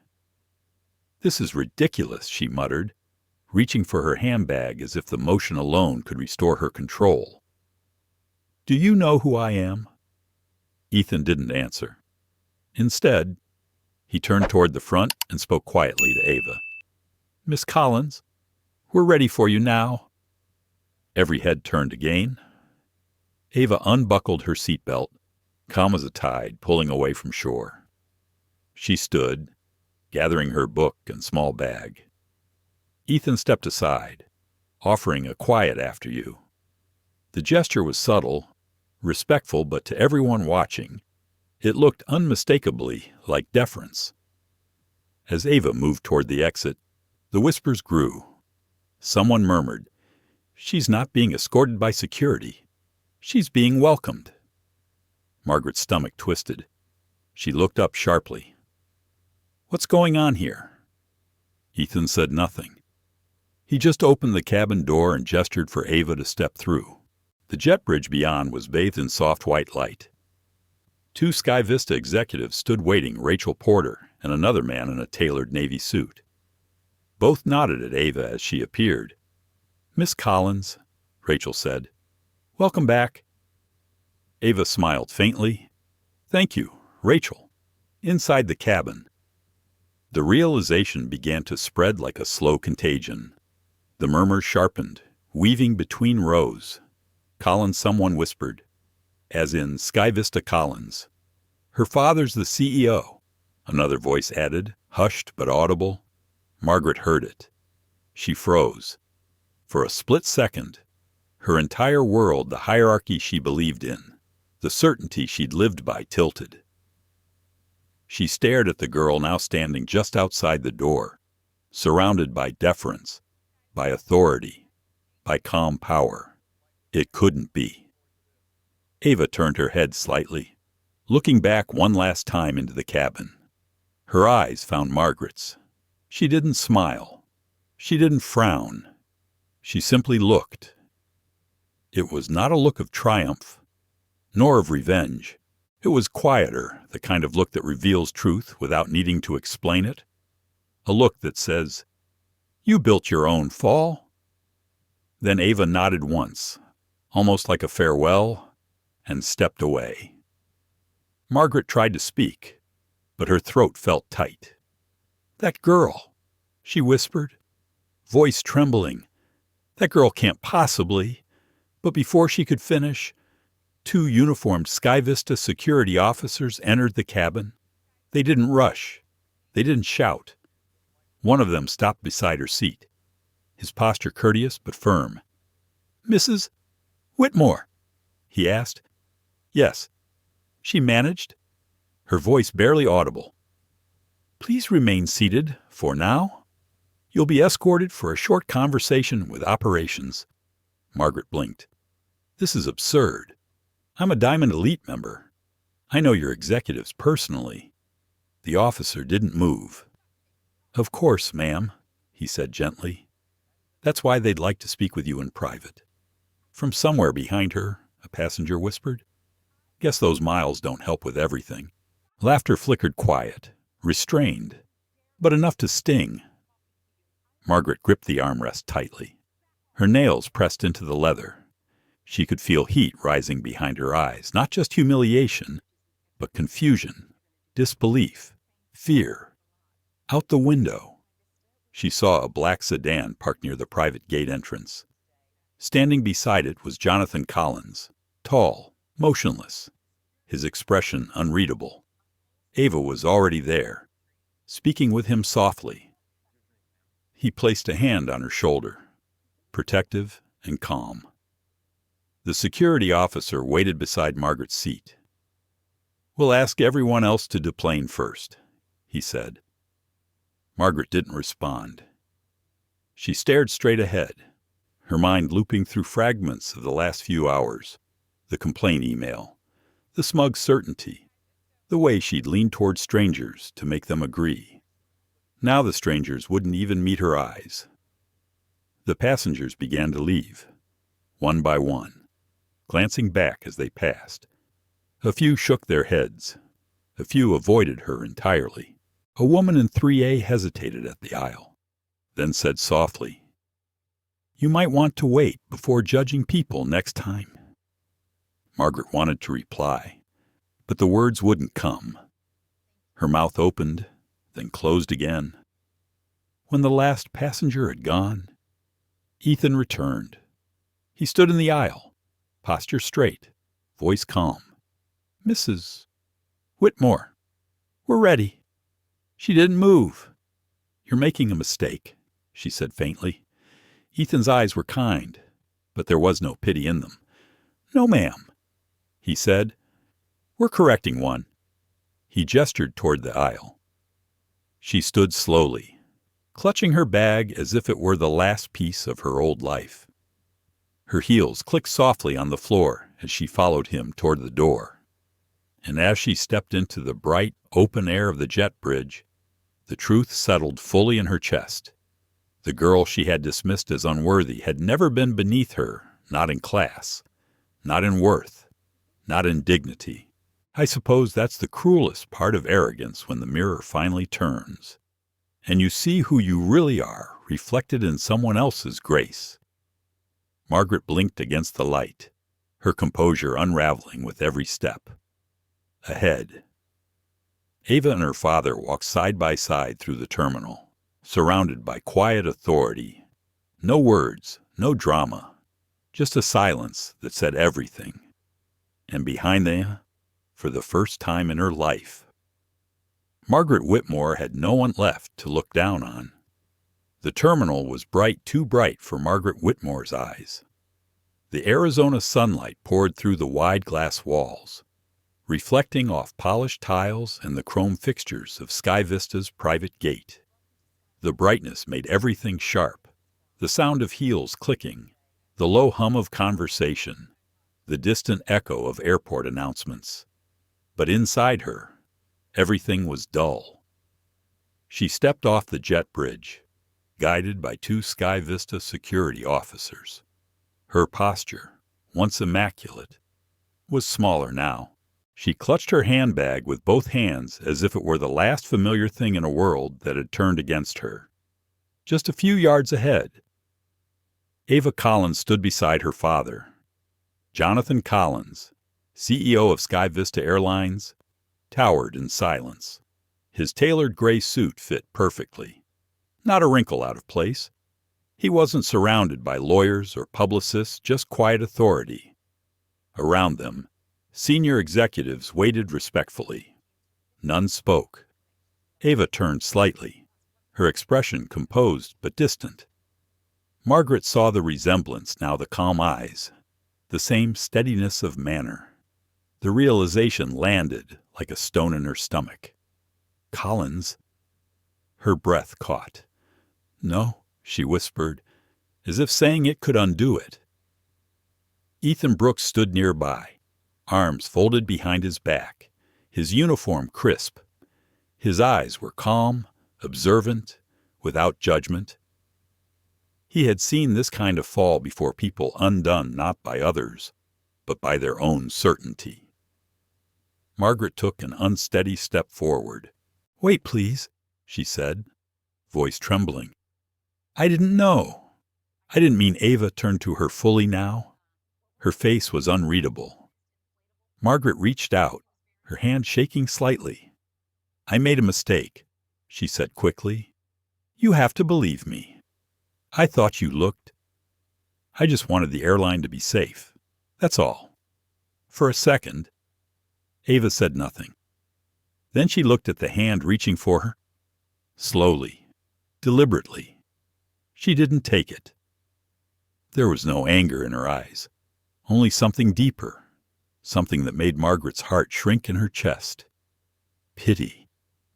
Ava spoke quietly, almost too softly to hear. You wanted to feel safe, even if it made someone else unsafe? Margaret blinked, tears welling at the corners of her eyes. Please, you could speak to your father, couldn't you? Tell him I meant no harm. I could have hated her then, but instead, what I felt was tired. The kind of tired that comes from watching the same story repeat itself for centuries. Ava exhaled slowly, her tone gentle but firm. It's not my place to protect you from what you chose to do. Jonathan Collins stepped closer, placing a hand lightly on his daughter's shoulder. His presence was quiet but immense, the kind that didn't need to raise its voice to command a room. He looked at Margaret not cruelly, not even coldly, just directly. Mrs. Whitmore, he said, my team will speak with you inside. Margaret's lips parted, desperate. Mr. Collins, I had no idea I know, he interrupted, his voice low. That's the problem. Those words, so simple, carried the weight of an entire system, the kind of truth that doesn't need explanation. Behind them, photographers and passengers began to gather in the distance, drawn by the sight of executives and security in motion. The story would spread soon. Not officially, perhaps, but inevitably. Airports are cities of whispers. Margaret turned back to Ava, her tears falling freely now. Please, she whispered, don't let them ruin me. I have a daughter. She's about your age. She'll see this. Ava's face softened for just a moment. Then maybe she'll learn something. You never did. Margaret's voice cracked. You can't just walk away from this. I'm asking for mercy. Ava looked at her for a long, still moment. Mercy isn't walking away from consequence, she said. It's walking away from hate. She turned then, not in anger, but in quiet resolve. Jonathan moved with her, their steps aligned. The executives followed at a respectful distance as they crossed the private corridor toward the exit. Margaret remained where she was, surrounded by uniformed staff, the hum of their radios faint in her ears. Her legs gave slightly, and she caught herself against the cold wall. Outside the glass doors, Ava and her father emerged into the morning light. A sleek black Tesla waited at the curb.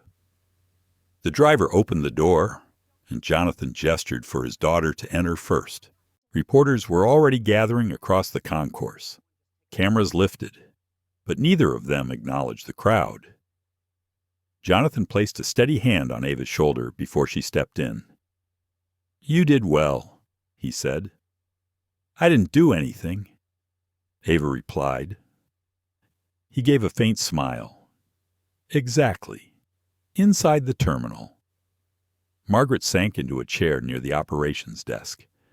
Her reflection shimmered faintly in the glass-smudged makeup. Trembling hands, a woman stripped of every illusion she had worn as armor. She looked down the long hallway where the Collinses had disappeared, then to the officers waiting to escort her for questioning. Her voice was barely a whisper. Princess of SkyVista, she said, the words hollow, as if she still didn't quite believe them. Rachel Porter approached, clipboard in hand. Her tone was measured, efficient. Mrs. Whitmore, we'll need to review your correspondence with corporate security. Margaret nodded numbly. Yes, of course. As she was led away, she glanced once more toward the sunlight outside, where father and daughter had vanished into quiet dignity. In that moment, Margaret understood something she had never known before. Real power never needs to prove itself. It simply is. I think that's what frightened her most. The realization that she had mistaken volume for strength, privilege for worth. And somewhere deep down, perhaps she also knew that this was not just her story. It was everyone's who had ever believed that respect was something you could demand, instead of something you earned. The automatic doors closed behind her with a soft hiss. The light from the terminal dimmed, leaving her in shadow. And for the first time, Margaret Whitmore was truly alone. The room was small and windowless, painted a color that wasn't quite gray, not quite white, something intentionally neutral. It was designed to make people quiet. The fluorescent light hummed above, steady and unforgiving. Every sound in that space seemed sharper than it should be, the faint tick of a wall clock, the creak of a chair, the slow rhythm of breathing when someone is trying not to break. Margaret Whitmore sat at the table, her posture stiff, her eyes darting around the sterile walls. Her handbag, her last symbol of control, had been taken from her and placed neatly on a counter behind her. Her reflection in the glossy surface looked foreign pale, smudged makeup, hair slightly disheveled, pearls sitting awkwardly against her collarbone. The door opened. Rachel Porter entered with quiet authority, a stack of documents under her arm. She was not wearing a uniform, only a dark suit with the SkyVista insignia on a silver pin. There was nothing hostile in her demeanor, but something colder, professionalism stripped of patience. "Mrs. Whitmore," Rachel said, closing the door behind her. "Thank you for waiting." Margaret swallowed. "I'd like to understand why I'm here," she said. Her voice trembled slightly, but still carried the tone of someone used to being obeyed. Rachel didn't answer immediately. She set the file on the table, opened it, and began to arrange the pages methodically. The sound of paper sliding against the table seemed louder than it should have been. "Let's begin with this," Rachel said, sliding the first page forward. It was a printed copy of an email. The SkyVista header gleamed faintly at the top. Margaret's own name was clear in the sender line. The subject read, "Passenger security concern, immediate attention required." Rachel's eyes lifted briefly. This email was sent at 14:32 hours, GMT, from the aircraft Wi-Fi registered to seat 2C. That was you. Correct. Margaret hesitated. Yes. But Rachel continued, her tone measured. It contained several claims regarding another passenger, Miss Ava Collins. You described her as unstable, possibly under the influence, and posing a potential threat to flight safety. You also attached photographs, correct? Margaret pressed her lips together. I may have overreacted, but I was concerned for everyone's safety. Rachel flipped another page. You also alleged she was using a counterfeit ticket. Is that correct? Margaret looked down. That's what it seemed like at the time. Rachel paused. Did you confirm that before making the accusation? No, Margaret said quietly, but she didn't look like someone who belonged there. Silence. Rachel's pen stopped moving. She looked up, her expression unchanged, but her voice lowered slightly. Didn't look like she belonged there. Margaret shifted in her chair. I didn't mean anything by that. It's just she was so young, and, well, people pretend to be others all the time, don't they? For upgrades, for access. Rachel nodded slowly, as if confirming something she already knew. And what about these photographs? She turned another page. Across the glossy surface were printed images Ava sitting by the window, reading, headphones on. The angle was unmistakably covert. Margaret's breath caught. That, yes. I took them, but I didn't mean for them to be seen like this. It was just Evidence. Evidence, Rachel repeated softly. She leaned back in her chair, fingers steepled. Mrs.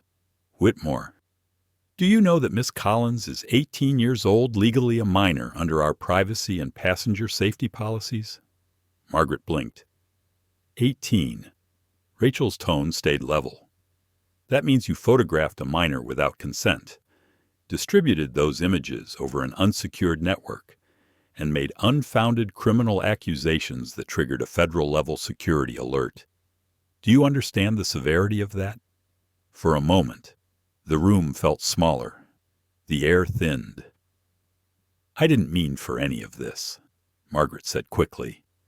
I was just doing what I thought was right. I didn't know who she was. Rachel didn't answer immediately. She let the words sit between them, heavy and transparent. Then she closed the file halfway and said quietly, "That's precisely the point." Margaret's eyes flicked up. Rachel continued, her tone still professional, but softer now. The kind of softness that feels more cutting than anger. You didn't need to know who she was. You already decided who she couldn't be. For the first time, Margaret had no answer. Rachel slid another document forward. This is the flight crew report. It details the behavior observed during the flight. Multiple witnesses confirm that you made repeated derogatory remarks toward the same passenger and interfered with crew operations. Margaret's voice cracked. They're exaggerating. I was just frustrated my drink was spilled. The service was slow. Rachel's pen clicked once. And you attributed that frustration to a young black woman sitting near you. Correct. Margaret's face went pale. That's not fair. I'm not here to be fair, Rachel said evenly. I'm here to be accurate. The silence stretched again. The hum of the fluorescent light seemed louder now. Margaret's breathing had quickened, shallow and uneven. Rachel stood slowly. She gathered the papers into a neat stack, her movements deliberate. At this point, Mrs. Whitmore, our legal department will proceed with documentation. Your SkyVista account has been suspended pending investigation. Law enforcement will determine the next steps. Margaret's voice broke. Please, don't do this. I've flown with your airline for years. I've been loyal. Rachel paused, one hand on the doorknob. Loyalty doesn't excuse harm. It only makes it more deliberate. I remember watching her then, from that sterile corner of corporate justice. There's always a moment, the exact second someone realizes the world they built from privilege doesn't protect them anymore. It's not loud. It's a silence that swallows everything. Margaret looked up, tears beginning to fall. Is there nothing I can do? Rachel's voice softened again, almost kind now. You can start by thinking about why you did it. Not to her, to yourself. Then she opened the door, signaling the officers. They stepped inside. Professional, detached. Margaret stood unsteadily, her hands trembling as she smoothed her jacket. She tried to speak, but stopped. No words seemed worth saying any more. As she was led out of the room, Rachel remained still for a moment.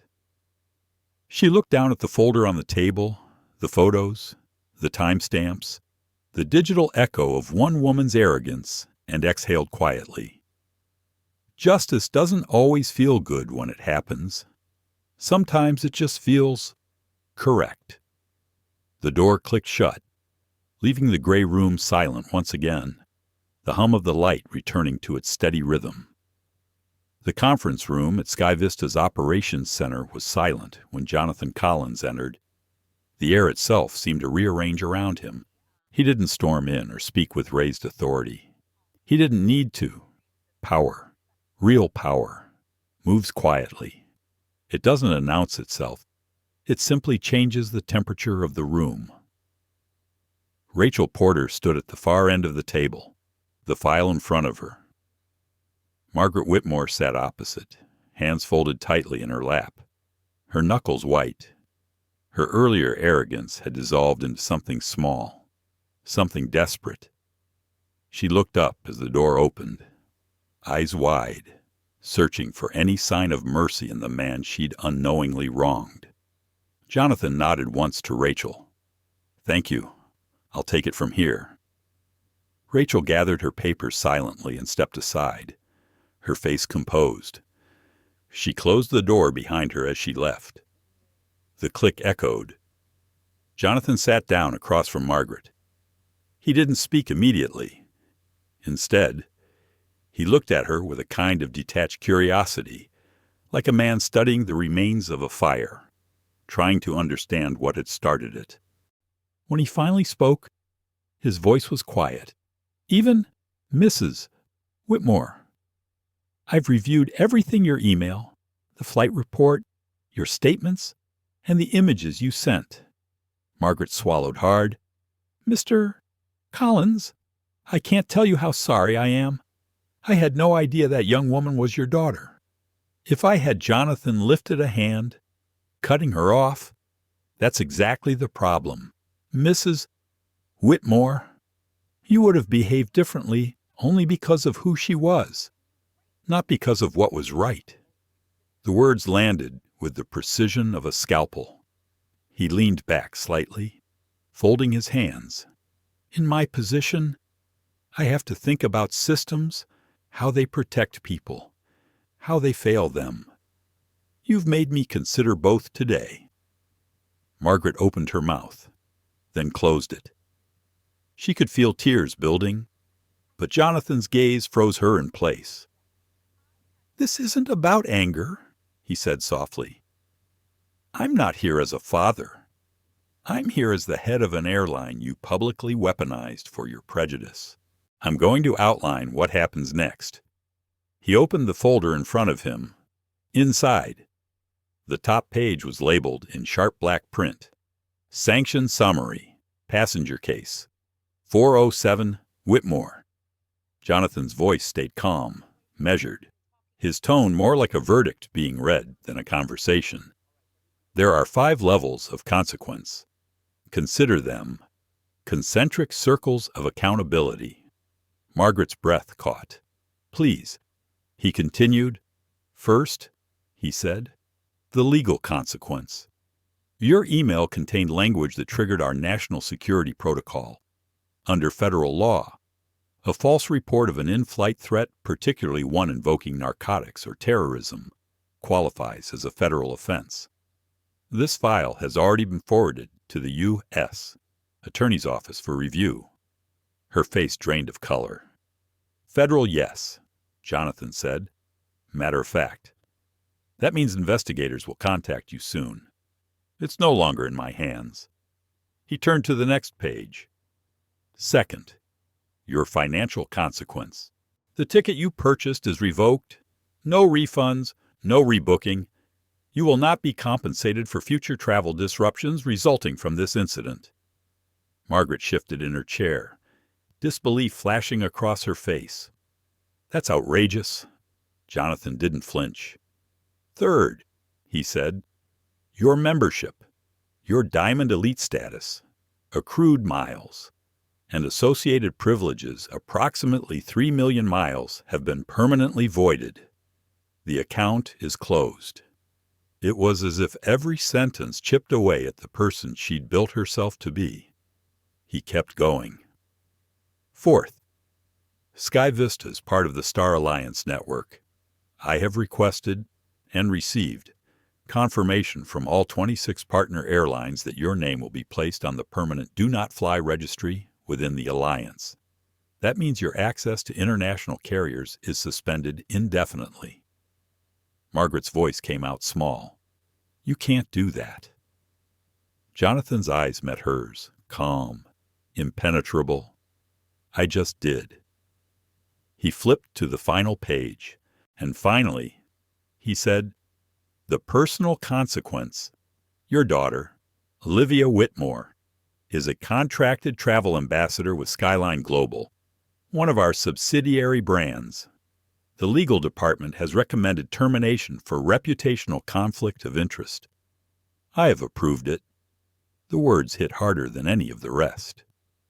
Margaret gasped, her hands flying to her mouth. "Not Olivia. Please." She had nothing to do with this. Jonathan's expression softened only slightly. A flicker of human pain beneath the formality. "I'm sure she didn't. But the damage was public, and it's already tied to your name. The world doesn't always separate guilt from association." She stared at him, eyes wide, unblinking. "You're destroying me?" she whispered. He shook his head slowly. "No, Mrs. Whitmore, you did that yourself. I'm simply naming what's already true." For a long moment, neither of them spoke. The silence was heavy, but not cruel. It was the silence of reality settling in undeniable and absolute. I've seen that silence before. The kind that comes when someone realizes they've run out of rooms to hide in. It isn't loud. It's the sound of a world collapsing inward. Jonathan closed the file and stood. "You'll be escorted out shortly," he said. "A representative from legal will contact you regarding next steps." Margaret stood too, unsteady. Her voice cracked. "Please, if not for me, then for my daughter, Mr. Collins. You're a father. You must understand." He paused, his hand on the back of his chair. "I do understand," he said quietly. "That's why I built a world where my daughter never has to beg someone like you for dignity." Her knees weakened. The tears finally came. Jonathan turned toward the door, his voice level. "Good day, Mrs. Whitmore." He left without looking back. When the door closed, the room seemed colder. Margaret stood motionless, her reflection in the darkened window faint and distorted. Outside, she could hear the muffled sounds of the terminal, the ordinary hum of life continuing, utterly indifferent to her fall. Rachel Porter entered a few minutes later with 2 compliance officers. "Mrs. Whitmore," she said gently, "we'll escort you out now." Margaret didn't resist. She just nodded faintly, her eyes vacant. Her steps echoed softly down the corridor as she was led away, a woman who had once believed herself untouchable, now stripped to the core of consequence. As she disappeared around the corner, Rachel gathered the folder and exhaled. She looked out toward the glass where sunlight spilled across the floor. For a moment, she could see Ava in her mind, calm, quiet, strong, and thought, "This is what justice looks like when it wears patience instead of rage." The late afternoon sun was merciless over Sky Harbor International. The Arizona heat had that peculiar shimmer that made everything seem unreal, like the whole world was holding its breath. Near the far edge of the terminal, beyond the air-conditioned calm of the SkyVista lounges, a side door opened with a metallic click. 2 airport police officers stepped out first, followed by Margaret Whitmore. She wasn't handcuffed, she wasn't even touched, but her posture, her halting steps, made it clear that she was no longer being escorted as a guest. She was being removed. The officer set her luggage down neatly on the curb. 3 designer suitcases, pale cream leather, embossed with her initials. They looked absurd there, stacked against the concrete under a sign that read, "Public Transit, Zone C." "Ma'am, you're free to go," one of the officers said quietly. "Your case has been referred for follow-up. You'll receive notice." Margaret opened her mouth, maybe to ask for a car, or a cab, or something that would make this scene less humiliating. But no words came. Her throat was dry. The officers turned back inside, the heavy door shutting behind them with a hiss that felt final. For the first time in decades, no one was there to open a door for her. She stood alone on the curb, the airport's distant hum rising and falling like a mechanical tide. A plane roared overhead, one of SkyVista's own, gleaming silver and blue. She watched it lift, slicing through the afternoon sky, and the sound hit her like irony turned physical. The CEO's airline, his daughter's sky, the world she had trespassed into without even realizing it. Margaret lowered herself slowly onto her suitcase, too tired to care about appearances. The asphalt radiated heat through her shoes. She looked around, disoriented. Families walked past tourists dragging bags, pilots striding by, children laughing. No one looked at her twice. A vibration in her pocket broke the quiet. Her phone. She hesitated, then pulled it out. The caller ID froze her blood. Olivia. Her hand trembled as she pressed accept. "Honey," she began weakly, but her daughter's voice came through sharp, panicked, and loud. "Mom, what did you do?" Margaret flinched. "Olivia, please, listen." "No, you listen." Olivia's voice cracked with fury. "It's all over the news. They're saying you harassed some girl on a flight, Jonathan Collins' daughter. Do you know what this means? SkyVista pulled my contract. They canceled every partnership. Mom, you just destroyed my career. I didn't know. I didn't know who she was." That's the point. Olivia's voice broke into a sob. "You didn't care who she was." The line went silent for a moment, except for the faint sound of her daughter crying.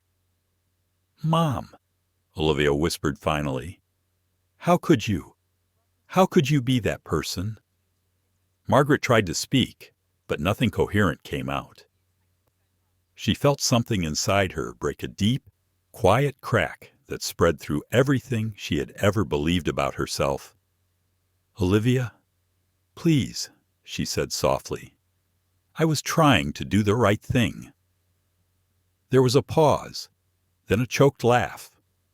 "You always think you're doing the right thing," Olivia said, voice hollow. "That's what makes it so awful." The line went dead. Margaret sat there, staring at the blank phone screen. The call had lasted less than 2 minutes, but it felt like an entire life dissolving in her hands. Around her, the airport carried on as if nothing had happened. The faint rumble of buses, the beeping of luggage carts, the tinny voice of an announcement calling passengers to gate D12. It all went on, perfectly indifferent. I remember watching her then from somewhere distant, maybe from the side of memory itself. That moment when pride finally collapses, not in anger, but in silence. When a person realizes that all their armor status, money, names, loyalty programs was paper thin. The breeze picked up, carrying dust and the faint smell of jet fuel. Margaret blinked against it, eyes watering. She thought of all the lounges she'd breezed through, the champagne she'd been poured, the smiles of attendants who had pretended not to notice her disdain. Every privilege she'd taken for granted now seemed like a dream she'd woken from too late. A city bus hissed to a stop nearby, brakes squealing. The driver leaned out the door. "Ma'am, you getting on?" She didn't answer right away. She looked down at her luggage, then back at the terminal. The SkyVista logo gleamed above the glass doors, a pair of silver wings spreading upward. For a strange second, she thought she saw her reflection in that glass not as she was, but as she used to be poised, confident, certain of her place in the world. Then the reflection flickered and was gone. The driver shrugged. "Suit yourself," he said, and the doors folded shut. The bus pulled away, leaving a trail of exhaust that drifted through the hot air. Margaret exhaled shakily. Her hands were trembling, though from what fear, anger, or grief she couldn't tell. Somewhere above, another plane climbed into the light. She followed it with her eyes until it disappeared into the blue. She thought of Ava, then not the airline, not the scandal, but the girl herself. The quiet way she had endured, the calm that Margaret had mistaken for arrogance. It struck her, with painful clarity, that the girl hadn't even needed to raise her voice. Dignity, Margaret realized, didn't demand to be noticed. It simply was. A taxi slowed near the curb, the driver leaning out. Need a ride? Margaret hesitated. For a moment she wanted to say yes to vanish into motion, to go anywhere else. But she didn't move. She was too tired to keep pretending she knew where she belonged. The cab pulled away. The noise of its engine faded into the hum of the airport, leaving her alone again. When night began to fall, the heat softened. Lights blinked on across the terminal runway markers, control tower beacons, and the glowing insignia of the company she would never fly again. Margaret remained on the curb, small against the endless sky. The queen of first class, now grounded, her kingdom reduced to 3 suitcases and a silence that no one cared to break. I suppose there's a kind of justice in that. Not the courtroom kind, not even the corporate kind, but the kind that teaches through stillness, the kind that makes you see who you've been when no one else is watching. When the next bus came, she didn't move to stop it. She just watched it pass, its light streaking across her face for a brief, ghostly second before it disappeared into the dark. And then there was only her, the night, and the sound of planes she'd never ride again, each one rising into the sky like a quiet reminder of everything she had lost. The night had settled softly over Phoenix, the kind of night where the air hums low and warm, the city lights blurring into quiet gold against the desert dark. In the private parking bay behind SkyVista headquarters, a single Tesla Model S waited with its engine off but the cabin lights still on, casting a gentle glow across 2 faces inside. Jonathan Collins sat in the driver's seat, jacket off, sleeves rolled to his elbows. The storm that had burned through his day, the fury, the board calls, the fallout had passed, leaving only the steady calm of a man who had made peace with his decisions. Beside him, Ava sat curled against the seat, hoodie back on, hair loose, eyes tired, but still bright. For a while, neither spoke. The hum of the car's cooling system was the only sound between them. Outside, security staff came and went, unaware that the CEO himself was still sitting there in the quiet. Finally, Jonathan broke the silence. You handled yourself well today? His voice was low, almost reluctant, as if praise didn't come easily, better than most adults would have. Ava smiled faintly, but didn't look at him. I wasn't trying to handle anything, she said. I was just trying not to make it worse. Jonathan nodded slowly. You could have yelled or called for help. God knows you had every right to. I thought about it, Ava said softly, but I figured she was already loud enough for both of us. That made him laugh, just a small, breathless sound, the kind that comes from relief rather than amusement.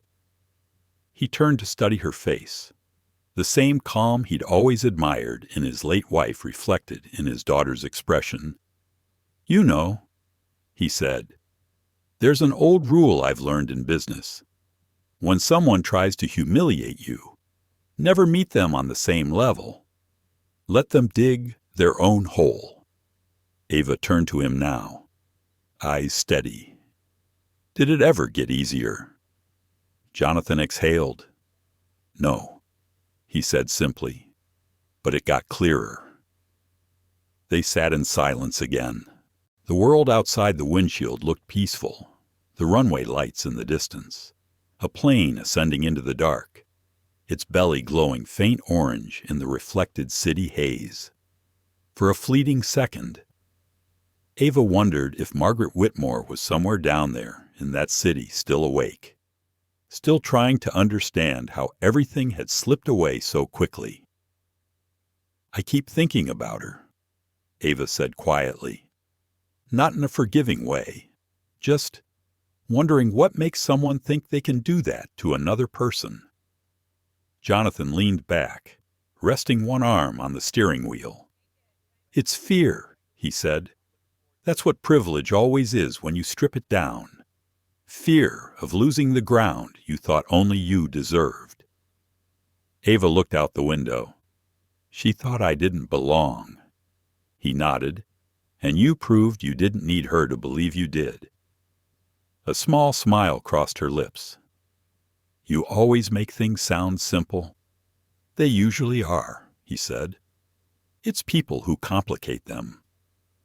The quiet settled in again, gentler this time. Jonathan reached into the console, pulled out his phone, and glanced at the time. "You hungry, Ava?" Tilted her head, confused. "Hungry?" "Yeah," he said, starting the car. "There's an In-N-Out about 15 minutes from here. I could use a burger, maybe a milkshake." "You in?" She laughed softly. The first real laugh of the day. "Dad, it's nearly midnight." He shrugged. "Then we'll have the place to ourselves." The Tesla glided out of the lot, silent as thought. The road ahead was mostly empty, the city lights trailing behind them. For a long stretch, they drove without speaking, just the low hum of tires on asphalt. The world felt lighter with each mile. At a red light, Jonathan turned to her again. "You know," he said, "you handled today better than I ever could have. You were calm when I wanted to tear down walls." Ava looked over, her face illuminated by the dashboard glow. "I wasn't calm, Dad. I was scared." He smiled, shaking his head slightly. "That's the trick," he said, "being scared, but still choosing control. That's what separates strength from anger." She thought about that for a while, staring at the blur of palm trees outside. "It doesn't feel like strength," she admitted. "It will," he said. "One day it will." When they pulled into the drive-through lane, the teenage cashier recognized him instantly. Jonathan's face was known across every industry magazine, but tonight he wasn't the CEO, just a tired man ordering burgers with his daughter. They parked near the edge of the lot and ate in the car, the smell of grilled onions filling the air. Ava took a slow bite of her burger, watching her father in the faint orange light from the street lamp. "Dad," she said quietly. "Yeah. Do you ever get tired?" He looked at her for a moment before answering. "Every day," he said, "but you never have to be tired alone. That's the deal. Remember." Her eyes softened. She nodded. From where they sat, the city spread wide and luminous. The planes lifting from Sky Harbor looked like tiny fireflies climbing toward some better place. Jonathan rested a hand lightly over Ava's. No speeches, no lectures, just stillness. "I sometimes think that's where justice really lives, not in the punishment, not in the public spectacle, but in these quiet after moments, where love reclaims what arrogance tried to take." When they finished, Ava leaned her head against the window, the glass cool against her skin. Jonathan started the car again, and the soft hum of its motor carried them back toward the horizon. In the distance, the desert stars flickered faint but endless, and under that quiet, golden light, one truth remained clear. Real power doesn't come from privilege or titles, but from how gently you choose to hold your dignity when the world tries to strip it away. Thank you for staying with us until the end of today's story. White passenger reports, Black teen in first class.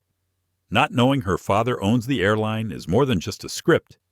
It's a mirror reflecting how we see one another through color, status, or true human dignity. Sometimes, justice doesn't shout. It doesn't come from anger or revenge. It lives in the quiet strength of those who choose calm over chaos, reason over rage. Ava didn't win because she fought back. She won because she didn't have to. And Margaret didn't lose because she was punished. She lost the moment she had to face the truth about herself. If you've ever witnessed or felt injustice, you probably understand this real dignity doesn't need to prove itself. It speaks loudest when we stay grounded, when we choose grace over reaction. Thank you for being part of Silent Justice, where we tell stories that remind us what humanity really means, stories about ethics, awareness, and the quiet power of restraint.